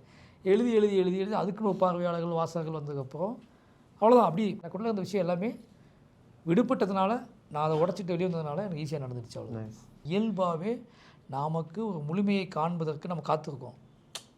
ஓகேவா? நம்மளால் ஒரு முழுமையை கொண்டு அதோட தன்மை வேணால் மாறுபடலாமா ஒழிஞ்சு, ஆனால் முழுமையாக்காமல் ஒரு மனுஷன் விட மாட்டான். அதை முழுமையாக ரிசல்ட் தெரியாமல் அவன் விட மாட்டான். ஏன்னா அவனுக்குன்னு ஒரு குவாலிட்டி இருக்குது, அவனுக்குன்னு ஒரு சென்ஸ் இருக்குது. இதில் கண்டிப்பாக ஃபைனலாக அவன் ஒரு பேக் பண்ணி கொடுத்துருவான். இப்போ நீ ஒன்றும் இல்லை, இங்கே உட்காந்துக்கவங்களே ஒரு கவிதை எழுதிட்டு வாங்கன்னா, இல்லை கவிதை எழுதியாமல் நிறைய பேர் இருக்கலாம். கவிதையை பற்றி ஒரு டைம் கூட கவிதை எழுதாமல், ஒரு டைம் கூட கவிதைனா வாசிக்காமல் கூட நிறைய பேர் இருக்கலாம். ஆனால் எழுதிட்டு வாங்க அப்படின்னா அவங்க ஒன்று எழுதிடுவாங்க. எழுதிய கீழே அவன் பேர் போட்டு கொடுத்துருவாங்க. அவ்வளோ போதுமானது. உங்களுக்கு புரியுதா? அதுக்கப்புறம் அந்த கவிதையை வாசிக்கும் போது அவங்க கவிதையை வாசிப்பாங்க, அவங்க கவிதையை வாசிப்பாங்க. அப்போ நம்ம என்ன இருக்கோம், நம்ம என்ன பொசிஷனில் இருக்கோம், நம்ம கற்றுக்க ஆரம்பிப்பாங்க. ஒரு லேர்னிங் ப்ராசஸ் நடக்கும். அவ்வளோதான். மெயின் நம்ம பண்ணுற விஷயம் நமக்கு பிடிக்கணும், நமக்கு ஒரு மரியாதை கொடுக்கணும். அது ரொம்ப முக்கியம். நிறைய பரபரப்பாயிட்டனால அந்த பரபரப்புக்குள்ளே போகிறதுக்கு பயமாக இருக்குது. நீங்கள் கேள்வி கேட்கல ஒரு ஆன்சர், பரபரப்பான ஆன்சர் என்ன சொல்ல முடியும்? நான் கஷ்டப்பட்டு ஒவ்வொரு கிரியேட்டிவ் நிதானமாக வேண்டிய தேவை இருக்குங்க. அப்போது இப்போ என்னையை மீட்டெடுக்கிறதுக்கு இந்த மாதிரியான உரையாடல்கள் தான். நான் வந்து இன்னொரு பெர்ஸ்பெக்டிவ் இதை யோசிக்கிறேன். இதை நீங்கள் நினைக்கலாம், ஏன்னா மற்ற இடத்துலாம் கேள்வி கேட்டால் பதில் சொல்கிறான், நம்மகிட்ட வந்து வேகமாக ஒரு யோசித்து சுற்றி வளைச்சி ஒன்று பண்ணுறானேன்னா அந்த பெர்ஸ்பெக்டிவ் நான் யோசிக்க ட்ரை பண்ணுறேன். உங்கள் நேரத்துக்குள்ளே நான் என்னை கற்றுக்க ட்ரை பண்ணுறேன். புரியுது உனக்கு? ஒரு கேள்விங்கிறது இதுக்கு நிலையான ஆன்சர் கிடையாது. நான் சொல்கிறது நிலையான ஆன்சர் கிடையாது. இன்றைக்கி என் மனநிலையை நான் ஸ்டார்ட் பண்ணுறேன், அதுக்கு நான் அவனை கற்றுக்க ட்ரை பண்ணுறேன். நீங்கள் எப்படி நம்ம ஊரில் இல்லைம்மா அந்த கேள்வி எடுத்து வச்சுக்குவாங்க. நீ இந்த கேள்விக்கு நீ இந்த ஆன்சர் சொன்ன, நீ இந்த ஒரு வருஷம் கழிச்சு நீ மாற்றி சொன்ன செத்த நீ அப்படிங்கிற எடுத்து வச்சுக்குவாங்க. தயவு செஞ்சு அந்த ப்ராசஸ் வைக்காதீங்க. ஒரு கேள்விக்கு அன்றைக்கி மனநிலை, அவன் அன்றைக்கி ஒரு விஷயத்தை சமூகத்தை பார்க்குற பார்வை, அவன் அன்றைக்கி ஒரு சூழல், இது எல்லாம் வச்சு அவங்க ஒரு ஆன்சர் சொல்லுவான். அந்த ஆன்சர் வந்து அவனை சரிப்படுத்திக்கிறதுக்கும், அவனை நிதானப்படுத்திக்கிறதுக்கும், அவனை பக்குவப்படுத்திக்கிறதுக்கும் அந்த ஆன்சர் பயன்படும். நான் ரியலாக ரொம்ப நாள் கழிச்சு, ரொம்ப வருஷம் கழிச்சு நான் எழுதுனா அது வாழைக்காக நான் எழுதேன் சார். ஏன் எழுது எதுக்குமே தெரியல. ஆனால் அது கடைசியாக அந்த சீன்ஸ்லாம் என்ன ரொம்ப ட்ராமா பண்ண வச்சிருச்சு. கொஞ்சம் கூட என்னால் இப்படிலாம் இருந்துச்சா, இப்படிலாம் அவர் ஃபேஸ் பண்ணியிருக்காரா அப்படி சொல்லி உங்கள் மேலே எனக்கு ரொம்ப ஃபீல் வர ஆரம்பிச்சிது. நான் வந்துட்டு சினிமா பார்க்க ஆரம்பிச்சது எதனாலனா, கற்றுக்கலாம், நம்ம டேரக்ஷன் பண்ணுறோம், இப்போ நான் ரைட்டராக இருக்கேன், ஒரு டேரக்ஷன் ஆகணும் அப்படின்ட்டு. உங்கள் படத்தை பார்க்கும்போது நான் கற்றுக்கணும்னு நினைக்கவே இல்லை. உங்கள் படம் பார்க்கும்போது நான் தெரிஞ்சுக்கணுன்னு ஆசைப்பட்டேன். இதெல்லாம் இப்படிலாம் இருக்குது, இப்படிலாம் நடக்குதுடா, இதெல்லாம் உனக்கு சுத்தமாக தெரியாது அப்படின்னு சொல்லி நான் அப்போ கற்றுக்க ஆரம்பித்தது தான் சார். எனக்கு வந்து என்ன கேள்வினா, பைசன் படம் பார்க்கும்போது ஒரு பயோகிராஃபி ஸ்போர்ட்ஸ் ட்ராமா எடுக்கிறப்ப அதில் ஒரு ரியாலிட்டி இருக்கணும், ஒரு சினிமாட்டிக்கான ஒரு விஷயம் இருக்கணும். ஸோ இது ரெண்டு எப்படி நீங்கள் பேலன்ஸ் பண்ணி பண்ணீங்க அப்படின்ற ஒரு டவுட். சினிமாங்கிறது ஒரு 3 மணி நேரம் செலவு, ரொம்ப நேரம் டைமை கேட்குது. ஓகேங்களா? இப்படி நிறைய விஷயங்கள் இருக்குது. 500 பேர் 600 பேர் ஒரே இடத்துல ரொம்ப நேரம் வச்சுக்கிறது வந்து ஒரு பெரிய கொடுமை. அது ஒரு 600 பேர் ஒரு தேட்டருக்குள்ளே 3 மணி நேரம் உட்கார வச்சுக்கிறதுக்குல்ல, அவனை கண்ட்ரோல் பண்ணுறதுக்குல்ல, அது உலகத்துலேயே மோசமான கொடுமை. அது அதனால தான் அவனுக்கு படம் பிடிக்கலாம் அவ்வளோ திட்டுறான். அவன் அதனால தான் அவ்வளோ கோச்சிக்கிறான். இப்போ அவன் தனியாக 4 பேர் படம் பார்த்தோன்னா அவ்வளோ கோச்சிக்க மாட்டாங்க. புரியுது உங்களுக்கு? கரெக்ட். நீங்கள் வெளியே வந்து திட்டினவங்களா இருக்காங்கல்ல, அவங்க 4 பேர் தனியாக கூட படம் போட்டு காட்டுங்க. ஓகே நண்பா, ஓகே நைஸ் ஆகிட்டு போயிடுவான். ஆனால் 600 பேரோட அவன் பார்க்கட்டும், வெளியே வந்து யாரா நீங்களான்ட்டு அவன் ஒன்று பேச ஆரம்பிச்சுக்குவான். அப்போ நீங்கள் இது எல்லாத்தையும் மைண்டில் வச்சு நாம் யார் முன்பு இதை நிகழ்த்த போகிறோம், எத்தனை பேர் முன்பு இதை நிகழ்த்த போகிறோம். இப்போ ஒன்றுமே இல்லை, இந்த இடத்துல இவ்வளோ கூட்டத்துக்கு பதிலாக ஒரு 10,000 பேர் இருக்காங்க அப்படின்னு வச்சுக்கோங்க. 10,000 பேர் இருக்காங்க, நம்மளோட எல்லாரோட நடவடிக்கையும் வேறு ஒன்றா இருக்கும். இது மட்டும் இல்லாமல் நீ நான் மட்டும் தான் உட்காந்துருக்கோம் வச்சுக்கோ. இப்போ நீ இதை விட நல்லா நீ கேள்விகள் கேட்டிருப்ப. இப்படி நிறைய விஷயங்கள் இருக்குது. அப்போது முதல்ல இதை ஏன் சொல்கிறோம் ஒரு ஆப்ஷன், இந்த கதையை நம்ம ஏன் சூஸ் பண்ணோம், சரி இந்த கதையை சூஸ் பண்ணது மூலமாக நம்ம ஆடியன்ஸ் என்ன நிகழ்த்த ஆசைப்படுறோம், 2 ஓகேவா, இதில் யார் ஹீரோ, யார் ஆர்டிஸ்ட், என்ன பிளாட்ஃபார்மு, இது எல்லாம் யோசித்து ஃபைனலி நீ என்ன யோசித்தாலும் இது எல்லாமே பேசி முடிவெடுத்து மாற்றி டெக்னிக்கலாக எடிட்டிங்கில் மாற்றி அதை மாற்றி மியூசிக்கில் மாற்றி அதை மாற்றி அது ஒரு ப்ராசஸ், சினிமாட்டிக் ப்ராசஸ். குழப்பி கட் பண்ணிலாம் பார்த்து நடக்கும். ஓகேவா? இங்கே எல்லாருமே ப்ராப்பராக தெரிஞ்சுக்கிட்டு அப்படி போனவொடனே எடிட் பண்ணி அப்படி தூக்கி போய் கொடுத்துடலாம் மாட்டாங்க. ஓகேவா? உங்களை மாதிரி தான் நானும் உட்காந்து பார்த்து இப்படி வச்சா ஓகேவா, இப்படி வச்சா ஓகேவா, இதை தூக்கி அங்கே வை, அதை தூக்கி இங்கே வை, சரி வேண்டாம் ஃபஸ்ட் ஆப்ஷன் எடிட் பண்ணியாச்சு, திருப்பி போய் இல்லை அதை மாற்றலாம், நம்ம ஆர்டர் மாற்றி பார்க்கலாம், ஆர்டர் மாற்றி இப்படி எல்லா டைரக்டருமே தான் டேபிளில் உட்காந்து அழிச்சு மாற்றி எழுதி எடிட் பண்ணி பார்த்து தான் உங்களுக்கு கொடுக்குறாங்க. கொண்டு வந்து நினச்சது எடுக்க முடியாமல் போகிறதுன்றது ரெகுலராக நடக்கக்கூடிய ஒரு விஷயம். மனசில் ஒன்று இருக்குது, அதை அச்சீவ் பண்ண முடியல அப்படின்றது ஒன்று இருக்குது. அந்த குறையை எப்படி நீங்கள் தீர்த்துக்கிறீங்க? ஆர் சம்டைம்ஸ் பண்ண முடியாமே கூட போயிடலாம்ல, அதுக்கு உங்கள் மேலே கோவம் வருமா? பண்ண முடியாமல் ஒன்று போகுதுன்னா எனக்கு முன்னாடியே தெரிஞ்சிடும். எனக்குலாம் நான் லாஸ்ட் ஷாட்டில் அதை கன்டினியூ பண்ண மாட்டேன். எனக்கு முன்னாடியே இது பண்ண முடியாதுன்னு தெரிஞ்சிடும். அப்போ அதுக்கு ஆல்டர்னேட்டிவ் நான் யோசிக்க ஆரம்பிச்சிடுவேன். நான் அப்படி தான் என்னோடய ப்ராசஸ். அதனால் நான் எங்கேயுமே வருத்தப்பட்டதே கிடையாது. இந்த 5 படத்துலையுமே ஐயோ இது எடுக்காம விட்டோமே, இதை செய்யாம விட்டோமே கிடந்ததே கிடையாது. ஏன்னா நான் நினச்ச மாதிரியான பார்வையாளர்களை சென்று அடைஞ்சிருக்கு, அவங்க பாராட்டியிருக்காங்க, அவங்க கொண்டாடுறாங்க. அதுக்கு ஒரே காரணம் நான் நினச்சதெல்லாம் எடுத்துன்னு அர்த்தம் கிடையாது. நான் நினச்சதோட ஆல்டர்னேட்டிவ் தான் நீங்கள் பார்த்துட்ருக்கீங்க. நிறைய ஷார்ட்டு நான் நினச்சதை எடுக்காமல் அதனோட ஆல்டர்னேட்டிவ் தான் நீங்கள் பார்த்து கொண்டாடிட்டுருக்கீங்க. இப்போ ஜப்பான் நான் போனதே கிடையாது. ஓகேவா? நான் ஜப்பான் வந்து படம் ஷூட்டிங் முடிச்சு தான் நான் போனேன். ஜப்பானை பற்றி அங்கே எந்த விஷயமே கிடையாது. ஜப்பானு போய் பார்க்கணும், ஸ்போர்ட்ஸ் வில்லேஜ்லாம் பார்த்து அங்கே கூட டிஸ்கஸ் பண்ணி இப்படி இப்படி ஸ்கிரிப்ட் யோசிக்கும் போது நாங்கள் யோசித்தோம். எல்லாருமே நம்பினாங்க ஜப்பானுக்குலாம் போவான்னு சொல்லிட்டு. நான் போகவே இல்லை. ஏடிஸ்லாம் ரெடியாக இருந்திருப்பாங்க. நான் ஜப்பானுக்கு போகவே இல்லை. சரி ஓகே, இது எப்படி எடுக்கிறது அப்படின்னு நினச்சி, ஓகே நமக்கு தோன்ற ஒன்று எடுப்போம்னு சொல்லி ஜப்பானை பற்றி எந்த ஒரு சிங்கிள் புரிதல் கூட இல்லாமல் எடுக்கப்பட்ட படம் இதுதான் அந்த கிளைமாக்ஸ் போர்ஷன், அந்த சீன்ஸ் எல்லாமே. ஏன்னா அவங்க தேவையே படலை எனக்கு அது. ஓகேவா? நான் படம்லாம் ஷூட்டிங்லாம் முடிச்சுட்டு ஜப்பானுக்கு போனேன். நல்ல வேளை ஜப்பானுக்கு வரலன்னு நினச்சிக்கிட்டேன். ஏன்னா அங்கே அது இப்படி ஒரு தேவையாக எனக்கு இல்லை. எனக்கு நான் போய் 20 நாள் தங்கியிருந்தேன். நான் பர்சனல் டூராக போயிருந்தேன். அப்போ நான் இது வந்திருந்தாலும் வேஸ்ட்டு தான், காசு செலவாகி வேஸ்ட்டு தான் போயிருப்போம். இங்கே வந்து தெரிஞ்சுக்கிறதுக்கு அதில் ஒன்றுமே இல்லை. ஏன்னா அது 30 வருஷம் முன்னாடி நடந்தது. அது 30 வருஷமாக ஜப்பானுக்கு இப்போ இல்லைங்க. அங்கே நம்ம அந்த பாயிண்ட் ஆஃப் எவ்வளோ தேவையோ அதுவே போதுமானது. ஆனால் எல்லா எங்கள் அஸ்டன்ட்ஸ்க்கு எல்லாத்துக்குமே ஜப்பானுக்கு போய் தான் இன்னும் நல்லா வந்திருக்கும். எப்படி நல்லா வந்திருக்கும்? ஒன்றுமே அதுக்கு நம்ம ஜப்பான் போயிட்டு வந்துருப்போம், அவ்வளோதான். ஓகேவா? எல்லாருமே இப்போ என்னை எல்லாருமே சொல்லுவாங்க, ஜப்பானுக்கு போகாமல் எப்படி சார், ஜப்பானுக்கு போகாமல் எப்படி சார்? என்ன அது கிரவுண்டு, கபடி கிரவுண்டு தான் தேவை. ஏன்னா ஆர்டிஸ்ட்லாம் ஃபில் பண்ணி, ஜூனியர் ஆர்டிஸ்ட்லாம் ஃபில் பண்ணி ஒன்று வச்சு எடுத்துட்டோம். இது நான் சும்மா சொல்கிறேன். பட் மெயினாகவே நிறைய ஷாட் நம்ம யோசிப்போம், இப்படி எடுக்கணும்னு யோசிப்போம், அது நடக்காது. இப்போ வந்து கர்ணனில் வந்து அந்த ஊர் மக்களை ஸ்டேஷன்லேருந்து அடித்து தனுஷா தூக்கிட்டு வரும்போது, அதை நான் ஷூட் பண்ணும்போது அங்கே போலீஸ் பிடிச்சிட்டு போனது ஏப்ரல் மே சம்மர். அதை நான் ஷூட் பண்ணும்போது திருப்பி ஊருக்குள்ளே கூட்டிகிட்டு வரதை நான் வந்து நவம்பர் டிசம்பரில் எடுக்கிறேன். சென்னையில் எடுக்கிறேன். மழை கொட்டிகிட்டே இருக்குது, மழை பெஞ்சிட்டே இருக்குது. ஓகேவா? ஸ்பாட்டுக்கு போயிட்டா மழை பெஞ்சு ஷூட்டிங் ஒரு நாள் கேன்சல் பண்ணோம். 2வது நாளும் அதே மாதிரி மழை தூத்திக்கிட்டே இருந்துச்சு. அப்போ எனக்கு சொன்னாங்க, சார் நீங்கள் கேன்சல் பண்ணிடலாமா? இல்லை வேண்டாம், ஷூட் பண்ணிடலாம், ரெயின் எஃபெக்ட் மட்டும் வர சொல்லுங்கன்னு சொல்லி ரெயின் எஃபெக்ட் வச்சு அந்த சீன் ரெயின் எஃபெக்டாக மாறுது. அவர் வால் வச்சுட்டு பேசுவார்ல, ஆமாம், மக்கள்லாம் பேசுவாங்கல்ல, அவன் வந்து இறங்கும்போது மழை பெய்யும்ல, அது நான் ஸ்கிரிப்ட்லேயோ நான் யோசிச்சதே கிடையாது. நான் வேறு ஒன்று யோசிச்சு வச்சுருந்தேன், ஒரு மொட்டை வெயில் அப்படி இப்படின்னு யோசிச்சு வச்சுருந்தேன். அது எதுவுமே இல்லை. பட் திடீர்னு பார்த்தா ரெயின் எஃபெக்ட்டுக்கு மாறுது. ரெயின் எஃபெக்ட்டும் ஆடியன்ஸுக்கு கன்வின்சிங்காக தான் இருந்துச்சு. கரெக்ட். அது இன்னும் தான் அவங்களுக்கு இன்னும் செமையாக இருக்குண்ணா. தெரில, நான் அதை வேறு மாதிரி எடுத்துருப்பேன். பட் இது யாருமே எல்லாருமே நான் நினச்சதை விட எக்ஸ்ட்ராவாக ஆனாங்க. ஓகேவா?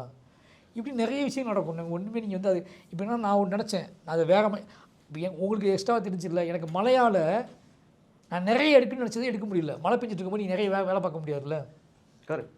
அப்போ காம்பேக்டாக எடுக்க முடியும். அவ்வளோதான் இதை எடுத்து மேட்ச் பண்ணிவிடும் வச்சிடும். ஆனால் அது பயங்கரமாக ஒர்க் அவுட் ஆகிடுச்சு. ஆனால் நான் அந்த சீனை கன்சீவ் பண்ண நினச்சது பயங்கரமான வேறு ஷாட்டு, வேறு விஷயம். அது பயங்கரமான ஒரு பெரிய சீக்வன்ஸ். அதை நான் பயங்கரமாக யோசிச்சுட்டு போயிருந்தேன். ஆனால் அங்கே மழை வந்துடுச்சு. மழைக்கு அவ்வளோ ஷாட்டு தேவை, போதும். வராங்க, கத்தியை பிடுங்குறாங்க, வெளியே வந்து நின்று பேசுகிறாரு, வாக் பண்ணிட்டு போகிறாரு, மக்கள்லாம் பின்னாடியே போகிறாங்க, ஒரு சாங் ஸ்டார்ட் ஆகுது. இவ்வளோ தான் முடிஞ்சது. ஆனால் அதுக்கு முன்னாடி வேறு ஒன்று வச்சுருந்தேன், ஒரு வார் நிகழ்வதற்கான, ஒரு வார் தொடங்குவதற்கான, ஒரு யுத்தத்தை தொடங்குவதற்கான அப்படின்னு பயங்கரமாக எழுதி வச்சுருந்தேன். அது எப்படி தொடங்கணும், எப்படி எந்த புள்ளிலேருந்து தொடங்கணும் அப்படின்னு பயங்கரமாக எழுதி வச்சுருந்தேன். அப்போ இன்னொன்று வந்து அந்த ஊர் மக்கள்லாம் வந்து நைட்லாம் அந்த பாட்டு விட்றாதீங்க அப்போ பாட்டு எடுத்துகிட்டு இருப்பாங்க. அவன் அந்த போலீஸ் நாளைக்கு காலை வரப்போ பார்க்கணுன்னே இந்த ஊரில் உள்ள எல்லா நாய்களையும் பிடிச்சி ஊரை சுற்றி வேலி போட்டுருவாங்க. நான் எழுதுனது ஊரை சுற்றி வேலி போட்டுருவாங்க. ஊரை சுற்றி வேலி போட்டுறவுடனே போலீஸ் வருவாங்க, காலைல வருவாங்க அப்படிங்கிற அதை சொல்கிறதுக்காகவும், அந்த போலீஸ் கூட ஃபஸ்ட்டு வாக் பண்ணுறதுக்காகவும் ஒரு முதல் படிநிலை இந்த போர்க்குழு மாதிரி ஊரில் உள்ள எல்லா நாய்களையும் பிடிச்சி அந்த வேலிக்கு அந்த பக்கம் போட்டுருவாங்க. அப்போ அந்த ஊரில் உள்ள ஒரு 50 நாய் இருக்குன்னா, 60 நாய் இருக்குன்னா, அந்த நாய் இந்த ஊரை சுற்றி கிடக்கிற வேலியில் அந்த நாய் சுற்றி வந்துக்கிட்டே இருக்கும். அங்கேருந்து போலீஸ் வரும்போது இந்த 50 நாய்க்கும் அந்த போலீஸுக்கும் ஃபைட் நடக்கும் ஃபஸ்ட்டு. இப்படி ஒரு பாசத்து இருந்துச்சு என்கிட்ட. இந்த ஊர் மக்களுக்காக அந்த 50 நாயும் அந்த போலீஸ் எடுத்து ஃபைட் பண்ணுறாங்க, கத்துது, கூப்பாடு போடுது. அந்த போலீஸ் இந்த நாய்களை மீறி தான் உள்ளே வரணும் அப்படின்னு ஒரு சீக்வன்ஸ் எழுதியிருந்தேன். ஓகேங்களா? இதுதான் அந்த நாய்கள்லாம் அடித்து விரட்டிட்டு அவங்க உள்ளே என்ட்ரி ஆவாங்க, இவங்க கல்லை கொண்டு எறிவாங்க, சண்டை நடக்கும், வார் நடக்கும்னு வச்சுருந்தேன். இப்போ வந்து அது எடுக்க முடியல. ஏன்னு கேட்டால் அந்த 50 நாய் நான் கொண்டு வரல. அன்றைக்கி நைட்டு ஒரு 4 நாயோ 5 நாயோ தான் வச்சுருந்தானுங்க. அப்போ நான் வந்து என்னடா பண்ணுறதுன்னு சொல்லிட்டு சரி விடுங்க அப்படின்னு விட்டாச்சு. காலையில் நான் இப்போ என்னடா பண்ணுறது, நம்ம வேறு மாதிரி கூட யோசிச்ச மாதிரி எடுக்க முடியலையே, இப்போ என்ன பண்ணுறது, எப்படி இந்த வாரம் ஸ்டார்ட் பண்ணுறது அப்படிங்கும்போது அப்போ அந்த சின்ன பசங்களாம் நின்று இருந்தானுங்க. அப்போ சின்ன பசங்க ஓடுவானுங்க முதல்ல. அது வந்து அங்கே தோணுது தான். சின்ன பசங்க ஓடி போய் போலீஸ் உள்ளே வரக்கூடாதான், கலெக்டர் மட்டும் உள்ளே வரலாமான்னு சொல்லிட்டு திருப்பி ஓடிடுவானுங்க. அப்போ அந்த பசங்க ஓடி வந்து ஓடி போகிற ஷாட்டு வந்து பயங்கரமாக இதாச்சு. அது அந்த பாயிண்டில் எனக்கு நான் ஒரு பெரிய ஏமாற்றத்துக்கு அப்புறம் எடுத்த ஷாட் அது. எனக்கு என்னோடய விஷயம் என்னென்னா ஒரு 50 நாய் ஒரு பெரிய போலீஸ் படை, ஒரு 50-100 நாய் வந்து ஒரு போலீஸ் படையை எடுத்து ஒரு வார் பண்ணிச்சுன்னு காட்டணும்னு ஆசை எனக்கு. அந்த வாரை மீறி தான் ஊருக்குள்ளே வந்தாங்க. ஊர் அப்போ அடிச்சுன்னு பெரிய வார் சீக்வன்ஸ் யோசிச்சுட்டு இருந்தேன். சரி, அது நடக்கலை. அந்த பசங்க ஓடுனது எனக்கு அதுவே எனக்கு வந்து ஒரு ஆடியன்ஸ் அதை கிளாப் பண்ணானுங்க. ஆமாம், புதுசாக வரும். நம்ம தேட்டரில் பார்க்கும்போது அந்த பசங்களாம் ஓடி போய் நின்று போலீஸ் ஊருக்குள்ள சொன்னோடனே திருப்பி அந்த பசங்க ஓடி திருப்பி அந்த பையனை களை கொண்டு எடுத்து எறியும் போது நம்ம நினச்சதை விட ஒன்று ஒர்க் அவுட் ஆகிடுச்சு அப்படின்னு தோணுச்சு எனக்கு. பட் இந்த மாதிரி நிறைய நம்ம நினைப்போம், நடக்காது, கிடைக்கும், அதை யூஸ் பண்ணிப்போம். உனக்கு கிடைச்சது எடுத்துக்கோ, அவ்வளோதான். சினிமாவோட மேஜிக், ஆர்ட் ஃபார்மோட மேஜிக் அதுதான். உனக்கு என்ன தோணுதோ அதுதான். நான் என்ன சொல்ல வந்தேன்னா சொல்லணும் அவசியமே இல்லை. ஏன்னா நிறைய பேருக்கு நிறைய விஷயம் தோணியிருக்கும். நான் எடுக்கும்போது எனக்கு ஒன்று தோணியிருக்கும். பட் எனக்கு தோணுது தான் நிலையான ஆன்சர் நான் சொல்லக்கூடாது. படம் பார்க்கும்போது பார்வையாளனுக்கு வேறு ஒன்று தெரியும். ஏன்னா எடுக்கும்போது எனக்கு அந்த பர்டிகுலர் ஷாட் மட்டும் தான் தெரியும். ஆனால் படம் பார்க்கும்போது உங்களுக்கு மொத்த வேர்ல்டுமே தெரியுது. அப்போ அது இன்னொரு பாயிண்ட் ஆஃப் வியூ, இன்னொரு பெர்ஸ்பெக்டிவ்க்கு போய்டும். அது நீங்கள் உணர்ந்ததை வந்து நீங்கள் டேரக்டர்கிட்ட கேட்டு தெளிவுபடுத்திக்கணும்னு அவசியமே கிடையாது. ஏன்னா உணர்தல் அப்படிங்கிறது வந்து எப்போவுமே அப்படின்னா நீ அனுபவிக்கிறது. அதை நீ வந்து விளக்கம் கேட்டு நீ அனுபவிச்சதுக்கு எடுத்துக்காத. உன்னோட கேவலமான பதில் நான் சொன்னால் என்ன பண்ணுவேன்? ஏன்னா நான் உனக்கு இவ்வளோ நினச்சேன், அந்த ஷார்ட்டை இவ்வளோ பெரிய விஷயமாக நினச்சது ஒன்றுமே இல்லைன்னு சொல்கிறேன் அப்படின்னு. நீ அனுபவித்ததை மிஸ் பண்ணாத. எப்போவுமே வந்து ஆர்ட் ஃபார்ம் வந்து அது ட்ராயிங்காக இருக்கட்டும், கவிதையாக இருக்கட்டும், அது கட்டுரையாக இருக்கட்டும், இல்லை வந்து சிறுகதையாக இருக்கட்டும், நாவலாக இருக்கட்டும், சினிமாவாக இருக்கட்டும், நீ என்ன அனுபவிக்கிறியோ அதை உடனே உடச்சி பார்க்கணும்னு ஆசைப்படாது. அதை அனுபவி. அது நிறைய லேயர்ஸ் உருவாக்கும், நிறைய விஷயங்களை உருவாக்கும். நீ 25 இயர்ஸில் இந்த படத்தை திருப்பி பார்ப்ப, அப்போ உனக்கு வேறு ஒன்று கிடைக்கும். லைஃப் லாங்காக ஆர்ட் ஃபார்ம் பண்ணி அனுபவிச்சுட்டே போகணும். தப்பான படத்தை சூஸ் பண்ணியிருந்தானா நீ அது இது தப்பான படம்னு ஒரு 5 வருஷம் கழிச்சு புரிஞ்சுக்குவேன். ஒரு நல்ல படத்தை நீ மிஸ் பண்ணியிருந்த அப்படின்னா ஒரு 5 வருஷம் கழிச்சு நல்ல படத்தை கண்டுபிடிப்பேன். தொடர்ந்து போய்கிட்டே இருக்கும். ஆன்சர் முக்கியமாக அனுபவம் முக்கியமாக? அனுபவம் தான் முக்கியம். ராசாத்தி ஓ நினப்பு கருவ காட்டு முள்ளாச்செடி, அடியாத்தி ஓ சிரிப்பு புளியங்காட்டு பூவாச்செடி,